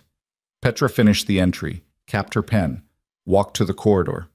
Mara was not in her gray jacket today. She was in civilian clothes, different ones, dark pants, a plain blue shirt, her hair down. She looked like the same person in a lower operational register, the way people looked when they were off duty but hadn't quite fully left. She was talking to Adaora outside Isolation Ward B. Not the clipped urgent briefing of the previous morning, a longer conversation, the kind where both people had time and were using it. Adaora had her tablet out and was showing Mara something on it, and Mara was nodding and asking questions, and between them there was the easy, functional communication of 2 people who had decided they could work together. Petra watched from the end of the corridor. At some point, Adaora gestured toward the isolation room door, and they both turned to look through the observation window. Petra couldn't see Ranger's exact position from where she stood, but she could see both women's faces as they looked through the glass. Adaora's was professionally measured. Mara's was something that wasn't professional, something that landed differently, quieter and more personal, the expression of someone looking at a thing they had pulled back from a very specific edge. Gordon materialized at Petra's shoulder with a coffee for himself and nothing for her, which was typical. Adaora says he took treats from her hand this morning, he said, quietly enough that it didn't carry. Ranger did? From Adaora, not just from Mara. He sipped his coffee. That's significant, apparently. Means the trust transfer is working. He's not going to be a one-person dog in recovery. He'll be workable. Where does he go after this? There's a military rehabilitation facility in Virginia. Adora's been on the phone with them this morning. Gordon looked at the isolation room. 60 to 90 days there, then reassessment for service or retirement. Can he do service again, after everything? Gordon was quiet for a moment. Some of them do. Some of them retire. The ones that do service again. He paused. They say those dogs often become the best handlers' dogs, because they've already been through the worst thing and they know they survived it. Petra thought about that. Down the corridor, Mara had turned from the observation window and was now looking directly at her. She didn't wave. Neither did Petra. But Mara gave a small nod. The specific one she'd given after the granola bar, after the documentation compliment. Precise and real and enough. Petra nodded back. The formal staff review meeting happened on Friday of the following week. It was not the dramatic institutional confrontation Petra had half expected.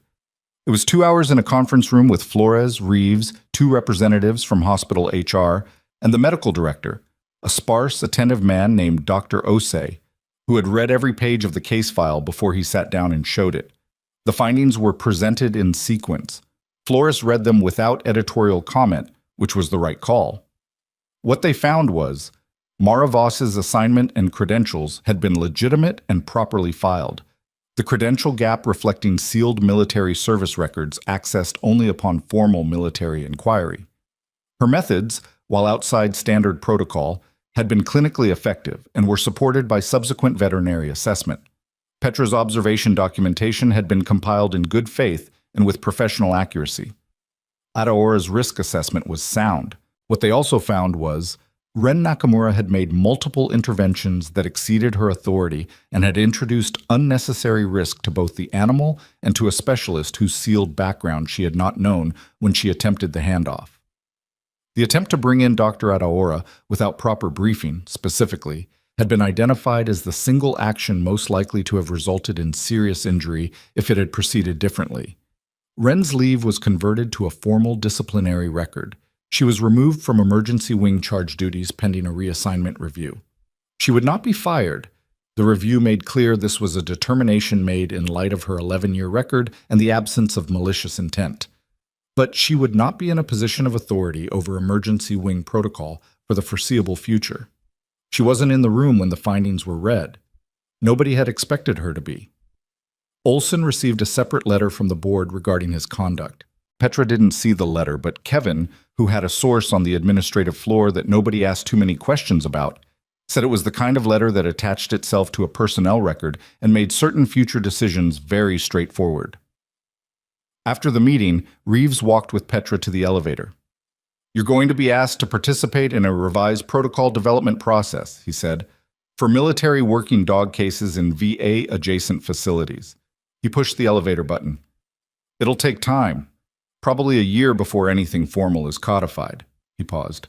"Voss is involved in the development. I imagine you'll be working with her again." Petra looked at him. "You're recommending me?" "Your documentation was the only complete contemporaneous record of an intervention that's now being discussed at a federal level as a model for how these cases should be handled." He said it evenly. "It's not a recommendation, it's a fact about what you did." The elevator opened. "Dr. Reeves," Petra said. He looked at her. "What was in the sealed file?" He held the elevator door. A long pause. The pause of someone deciding how much to say about something they'd been carrying for a week. 7 years, he said. 4 overseas deployments.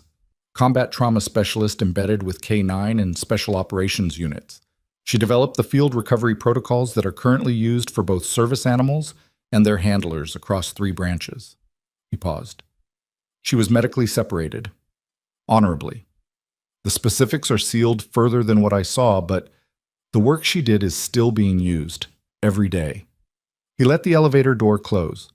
Petra rode down alone and thought about 7 years of a life that had been folded up and placed beneath 11 more, and about a woman who had spent an entire day in a hospital corridor being questioned about her qualifications by people who would never have the patience to ask the right question. She was doing chart updates and post-op on Thursday afternoon.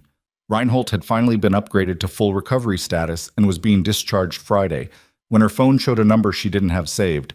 She answered. "It's Voss." Petra set down her pen. "How's the briefing circuit?" "Extensive." A pause. "Ranger is being transferred to the Virginia facility on Monday. Gordon told me. 60 to 90 days. Something like that. A beat. I'm going down there for the first 2 weeks of the transition. They want me present for the initial adjustment period. Makes sense.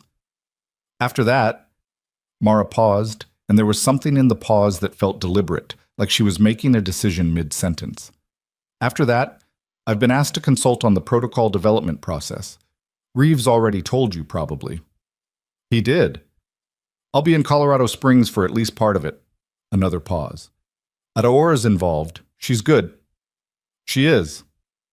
Silence for a moment. Not uncomfortable. The silence of two people who had said most of what they needed to say and were acknowledging it. Your notes were good, Mara said. I mean that. Not just useful. Actually, well written. You're the second person in a week to compliment my documentation. Get used to it. They're going to be referenced in federal training materials. A dry note in her voice that might have been the closest thing to humor Petra had heard from her. Your name on a federal training document. Worse fates. Considerably, Petra agreed. The line was quiet for another second. The patch, Mara said. And the register changed just slightly, the professional tone dropping a half step into something that didn't have a clinical name. Harwick made the call to Corporal Varga's family, his mother, last Tuesday night. How did she take it? She asked to see Ranger, eventually, when he's further along in recovery. A brief pause. Harwick thinks it's a good idea. So do I. Petra thought about a woman receiving a call about a dog she'd probably heard her son mention, the way soldiers mention their canine partners, casually and constantly, and with the particular unguarded affection people showed for things they trusted their lives to. She'll come, Petra said. Yeah. Mara's voice was quiet. She will. The call ended a few minutes after that, practical and clean, no drawn-out goodbyes. Petra put her phone down and went back to the chart and wrote Reinhold D. Discharge Friday, full recovery status confirmed, and underneath it, in the section for attending notes, added a line about observed progress and positive indicators that was slightly more detailed than strictly necessary, and she left it in anyway. She was finishing the last chart of the afternoon shift when Flores appeared in the doorway of the post-op nursing station. Calloway. She was holding a folder. Her expression was the expression she'd had during the review process. Neutral, precise, but carrying something. Do you have a moment? Petra capped her pen. Yes. Flores entered and closed the door behind her. She set the folder on the desk and looked at it for a second before she spoke. This is outside the formal review scope, she said. Technically, I'm not here, but... She opened the folder. Inside was a printed email chain, 6 messages long. Olson has filed a counter-complaint against the military case file, specifically against the evidentiary standing of your observation record. Petra looked at the email chain, at Olson's name at the top of it, at the words procedural irregularity and uncredentialed documentation and civilian observer without veterinary qualification. He's filing it through the hospital's legal office, Flores continued, arguing that because you're a human trauma nurse documenting a veterinary intervention, the record has no formal evidentiary standing in the military case. She paused. If that argument succeeds, it doesn't undo Ranger's revocation. That's locked in federal custody, and it's untouchable. But it does potentially affect the protocol development process. The federal training materials. Your name on them. Petra looked at the emails for a long moment. When did this come in? She asked. This morning. Flores's neutrality had the quality of someone who was not neutral, but was choosing neutrality on principle. Military Council hasn't received it yet. They will by end of business today. She paused. I wanted you to know first.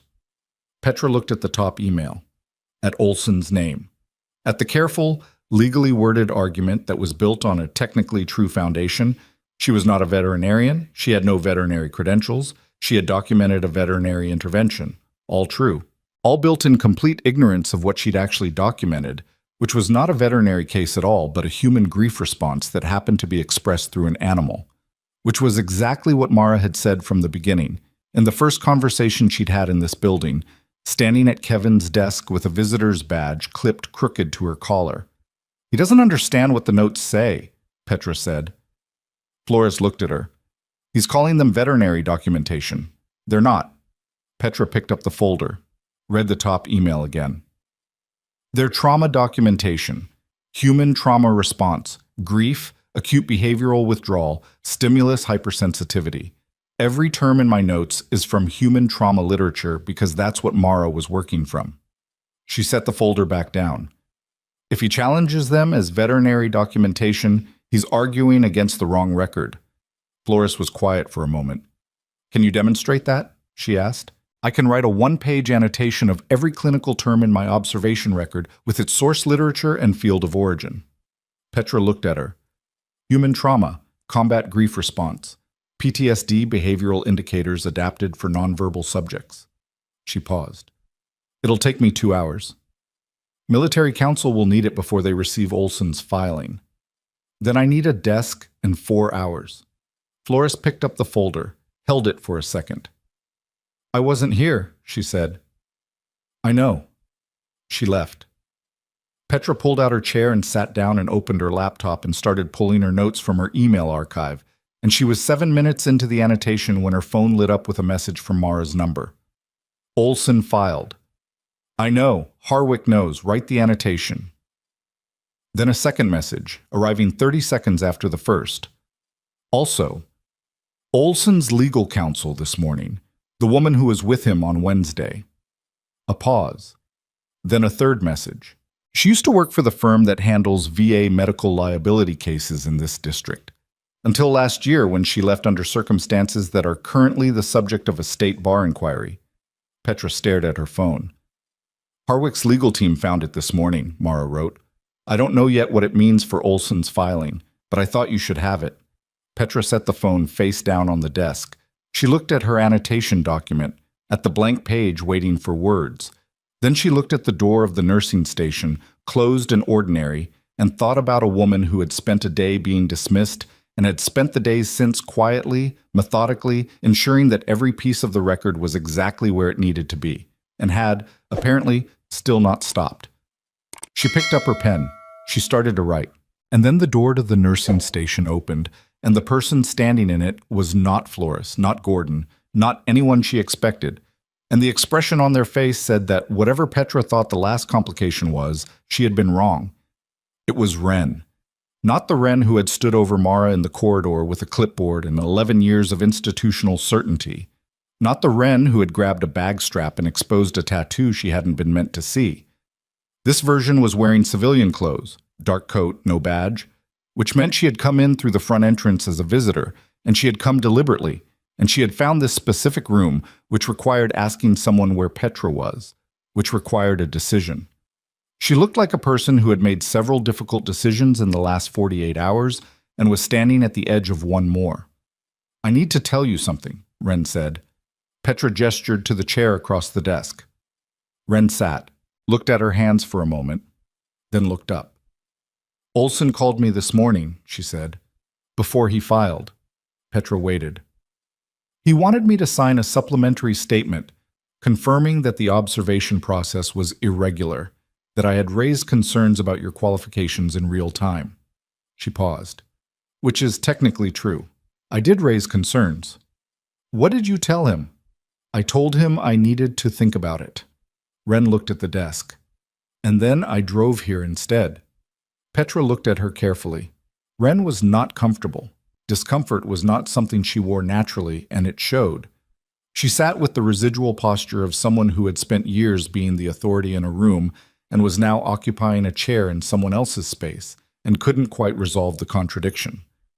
He told me his legal counsel had identified a procedural argument that would separate your documentation from the military case file, Wren continued. He said it was clean, that it wouldn't affect Ranger's revocation, but it would... She stopped. He made it sound like a technicality. Administrative housekeeping. It's not a technicality, Petra said.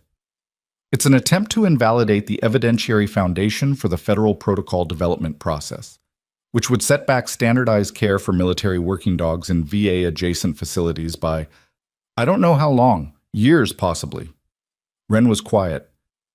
He's not trying to save the hospital from liability, Petra said. He's trying to limit the exposure of the specific decisions he made last week. The board challenge, the attempt to override the committee ruling. If the federal record doesn't hold, the investigation into his conduct has less to stand on.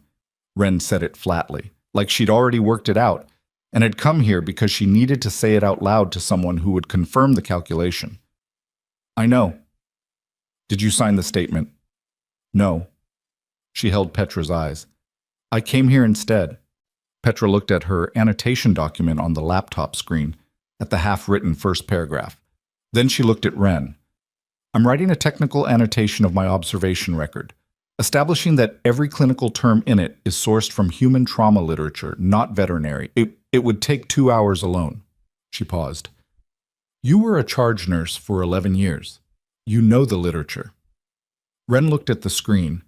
Something moved across her face, recognition, and then the particular weight of someone understanding exactly what they were being asked and why they were being asked it. An hour, Ren said, with 2 of us. 50 minutes if we're efficient. Ren took off her coat and hung it on the back of the chair, then stopped talking. They finished the annotation in 47 minutes. It was not a comfortable collaboration. There were 2 moments when they disagreed on specific sourcing and 1 moment when Ren corrected a citation that Petra had referenced from memory and gotten slightly wrong. And the way she said the Whitmore-Sally's framework, not Whitmore-Jensen. Their different papers was exactly the clipped professional voice that had stood over Mara in the corridor, but pointed, this time, in the right direction. Petra forwarded the completed document to Daniels at 5:17. Daniels replied in 4 minutes. Received. Forwarding to counsel now. This is exactly what was needed. She showed Ren the message. Ren read it, nodded once, put her coat back on. At the door she stopped. Didn't turn around immediately, just stood there with her hand on the doorframe, looking at the hallway. I went into nursing because I was organized, she said. It came out like something she'd been working up to. Good at systems. Good at knowing how things were supposed to go. A pause. I was always the person who knew where the line was. What was protocol and what wasn't. Who belonged and who didn't. Petra said nothing. I looked at Mara Voss and I saw someone who didn't have the right paperwork and I decided everything from there. Her voice was even, but underneath it was the rough grain of genuine accounting. The dog was in crisis and I spent 3 hours trying to remove the one person in the building who understood what was wrong with him. You stopped, Petra said, when it mattered. Barely. Still counts. Ren turned then, looked at Petra with the particular expression of someone who hadn't been offered that kind of uncomplicated acknowledgement in a while and wasn't sure what to do with it. The review board, she said. My reassignment. I'm not fighting it. I know. I think that's... She paused. I think that's probably the most honest thing I've done all week.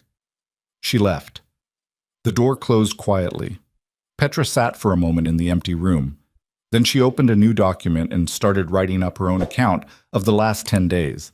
Not for any formal process, just for herself. The kind of writing you did to close something out, to put it in language you could hold still and look at. She wrote 2 paragraphs and stopped. It wasn't ready yet. Some things needed more distance before language could hold them. She saved it and closed the laptop. Olson's filing was formally rejected 6 days later. The rejection came from the military's legal division and ran to 11 pages, of which Daniels summarized 3 key findings in a message to Petra. The observation record had been correctly classified as human behavioral trauma documentation and fell within the scope of clinical nursing competency. The challenge itself had been found to constitute an interference attempt against an active military welfare investigation, and the record of Olson's conduct over the relevant 10-day period, the board challenge, the legal counsel's bar inquiry, the attempted solicitation of staff testimony, had been referred to the state medical board for review of his hospital board membership. The last part had not been in Harwick's original scope of action. It had, Daniels mentioned in a brief follow-up call, emerged as a natural consequence of the full picture. Petra read the summary at the nursing station on a Tuesday morning while Kevin was updating the shift board and Gordon was eating an apple at the far end of the counter. She read it twice, folded it, put it in her bag, and went to check on her patients. Dubois had been discharged. Reinhold had been transferred to outpatient follow-up. She had new patients. The work continued, the way work always continued, imperfectly, incompletely, with new problems arriving before the old ones were fully resolved. But the record was the record, And Olson, who had built an 11-page argument on the idea that a nurse's documentation didn't count, was now the subject of an 11-page rejection that would be attached to his professional record for as long as that record existed. There was a justice in that, quiet and administrative and completely real. But she didn't hear from Mara for 2 weeks. Then, on a Thursday afternoon at the end of October, her phone showed that number again. "Ranger's doing well," Mara said without preamble. "I heard from Aurora. She's in contact with the Virginia facility. He took commands from a new handler yesterday. Voluntary. First contact." A pause that carried something. Not quite pride, something that ran alongside it. "He's going to be okay." "You knew that on day one." "I had a strong hypothesis." A dry note. "There's a difference." Petra smiled at her paperwork. "When are you back?" "Protocol sessions start in 3 weeks. Colorado Springs." A pause. "I'm going to need your annotation document as a foundation text for the training materials." "You can have it." "I know." Another pause, longer this time. "Varga's mother is coming to see Ranger next month, at the facility." Mara's voice was quieter. She asked if she could bring something, a photo, of him and Ranger together early on. Petra thought about a woman looking through photographs of her son, finding one where he was 20-something and grinning, with a dog that trusted him completely. "That'll be good for both of them," she said. "Yeah." A beat. "Yeah, it will." The call ended the way their calls ended. Practical, clean, no performance of warmth that didn't already exist between the lines of everything they'd said. The protocol development sessions ran for 7 weeks. They met in a conference room at a VA liaison office 3 blocks from the hospital, a rotating group that included Mara, Aurora, Petra, 2 military K-9 welfare officers, a trauma psychiatrist named Dr. Eve Mensah, who worked with veterans and had been studying animal-human grief bonds for 12 years, and Reeves, who attended every session and said less than anyone, and whose notes, Petra observed, were the most detailed in the room. The work was slow. Real work was always slow. They argued about language and classification and scope and what qualified as a cross-trained intervention and what didn't, and Mensah made them rewrite the grief response section 3 times before he was satisfied, and Aurora's clinical precision regularly caught things that everyone else had glossed over. Mara ran the sessions the way she'd run the isolation room, without visible effort, without dominance, just with a steady, patient insistence on getting it right that wore down shortcuts and assumptions the same way water wore down stone. On the 4th week, they reached the section on observer documentation, on who could compile a clinical record during a non-standard intervention and what training they needed and what standards applied. Mara opened the session and set a document on the table. Petra recognized it. Her annotation, the one she'd written with Ren in 47 minutes with 2 cups of cold coffee and professional friction and something that had turned out to be necessary. "This is our source text for this section," Mara said. She looked at Petra briefly. Not a long look, just the 2-second acknowledgement that carried weight precisely because it didn't oversell itself. It set the standard. We're building from it. Mensah picked it up, read the first page. "Who wrote this?" "Callaway," Mara said. "With significant contribution from a senior nursing colleague." Mensah looked at Petra over the top of the page. "You didn't have veterinary training." "No," Petra said. "But you understood what you were watching." "I was watching a grief response. I've seen grief responses. They look the same in the humans I work with." She paused. "The clinical vocabulary is the same. Why wouldn't the notes be?" Mensah set the document down, looked at Mara. "She's right, you know. This is the correct frame." He tapped the paper. "The field keeps trying to separate the animal welfare literature from the human trauma literature, and they shouldn't be separate. They were never separate." Mara looked at Petra. "I know," she said. "That's why I used it." The conversation moved on. The session continued.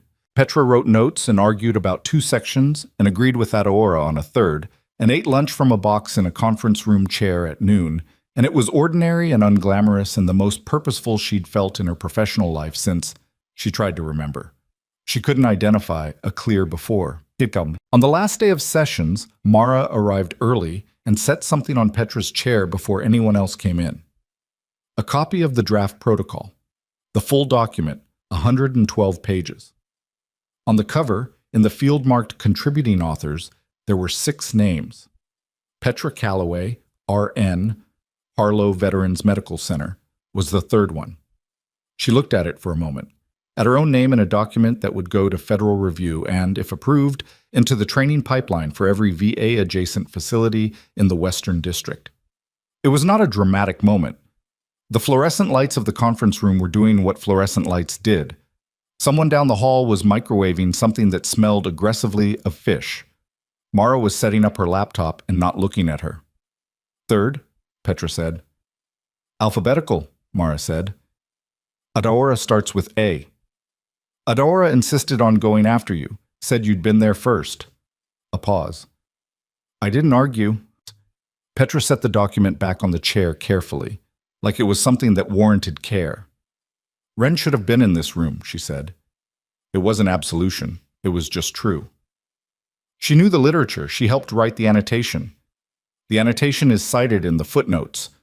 Mara glanced at her. Her contribution is in the record. She'd hate that that's not enough.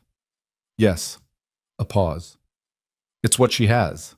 Petra thought about Ren in a reassigned position, somewhere in the hospital, doing work she was probably still good at, carrying the weight of a week that would live in her professional history as the week she had been wrong about everything that mattered. That was its own kind of consequence. Not a clean one, not a satisfying story about comeuppance, just the grinding reality of a person who had to keep showing up in a place where people remembered. Some lessons didn't come with closure. They just came. The protocol was submitted to federal review on a Friday in late November. Mara called that evening, not about the protocol. I'm staying in Colorado Springs, she said. Permanently. Mensa's unit has a trauma consultation role, K9 and veteran grief interface. A pause. It's not a military role, it's civilian, but it uses the right things. Petra looked out her kitchen window at the street, where the first real cold of the season had arrived, and people were walking with their hands in their pockets and their chins down. That's good. I haven't had a permanent posting in, Mara stopped. A long time.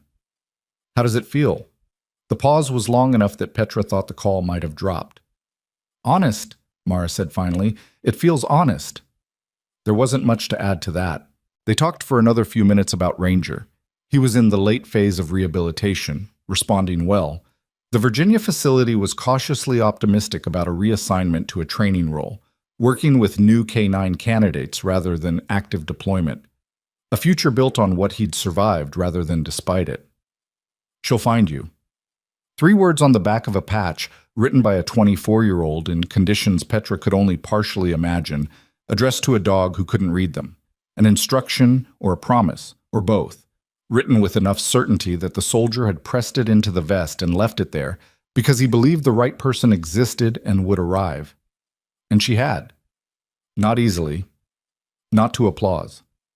In a worn jacket with a visitor's badge clipped crooked to her collar, standing at a desk where a 26-year-old ignored her for 4 minutes, walking into a hallway full of people who had already decided what she was, sitting on a linoleum floor while institutional authority formed a line to tell her to leave, staying anyway, staying quietly, staying until the record was undeniable.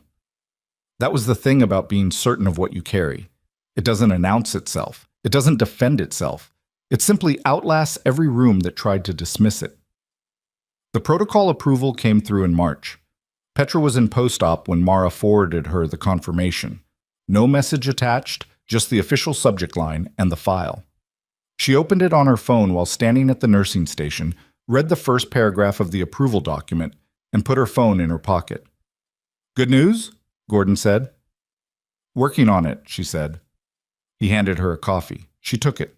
Outside, the Colorado morning was doing what Colorado mornings did in March, cold and bright and indifferent to the things humans were building and breaking and slowly getting right. The hospital ran its routines. The patients in Petra's ward needed what patients needed.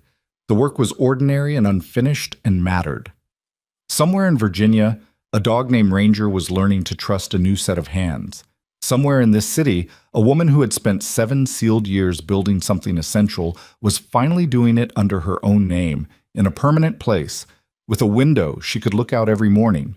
And in a federal training document that would be read by nurses and physicians and K-9 welfare officers in facilities across 3 states, there was a section on observer documentation standards that began with a framework built in 47 minutes by 2 women who disagreed about almost everything except what the record required. None of it was clean. None of it arrived the way it was supposed to, through the right channels, with the right permissions, at the right time. All of it was real. The hardest thing about quiet strength is that you never get to explain it in the moment. You just have to keep carrying it through rooms that don't see it yet, trusting that the record, if you're careful, if you're honest, if you write it down, will eventually speak for itself. Petra picked up her pen. She went back to work.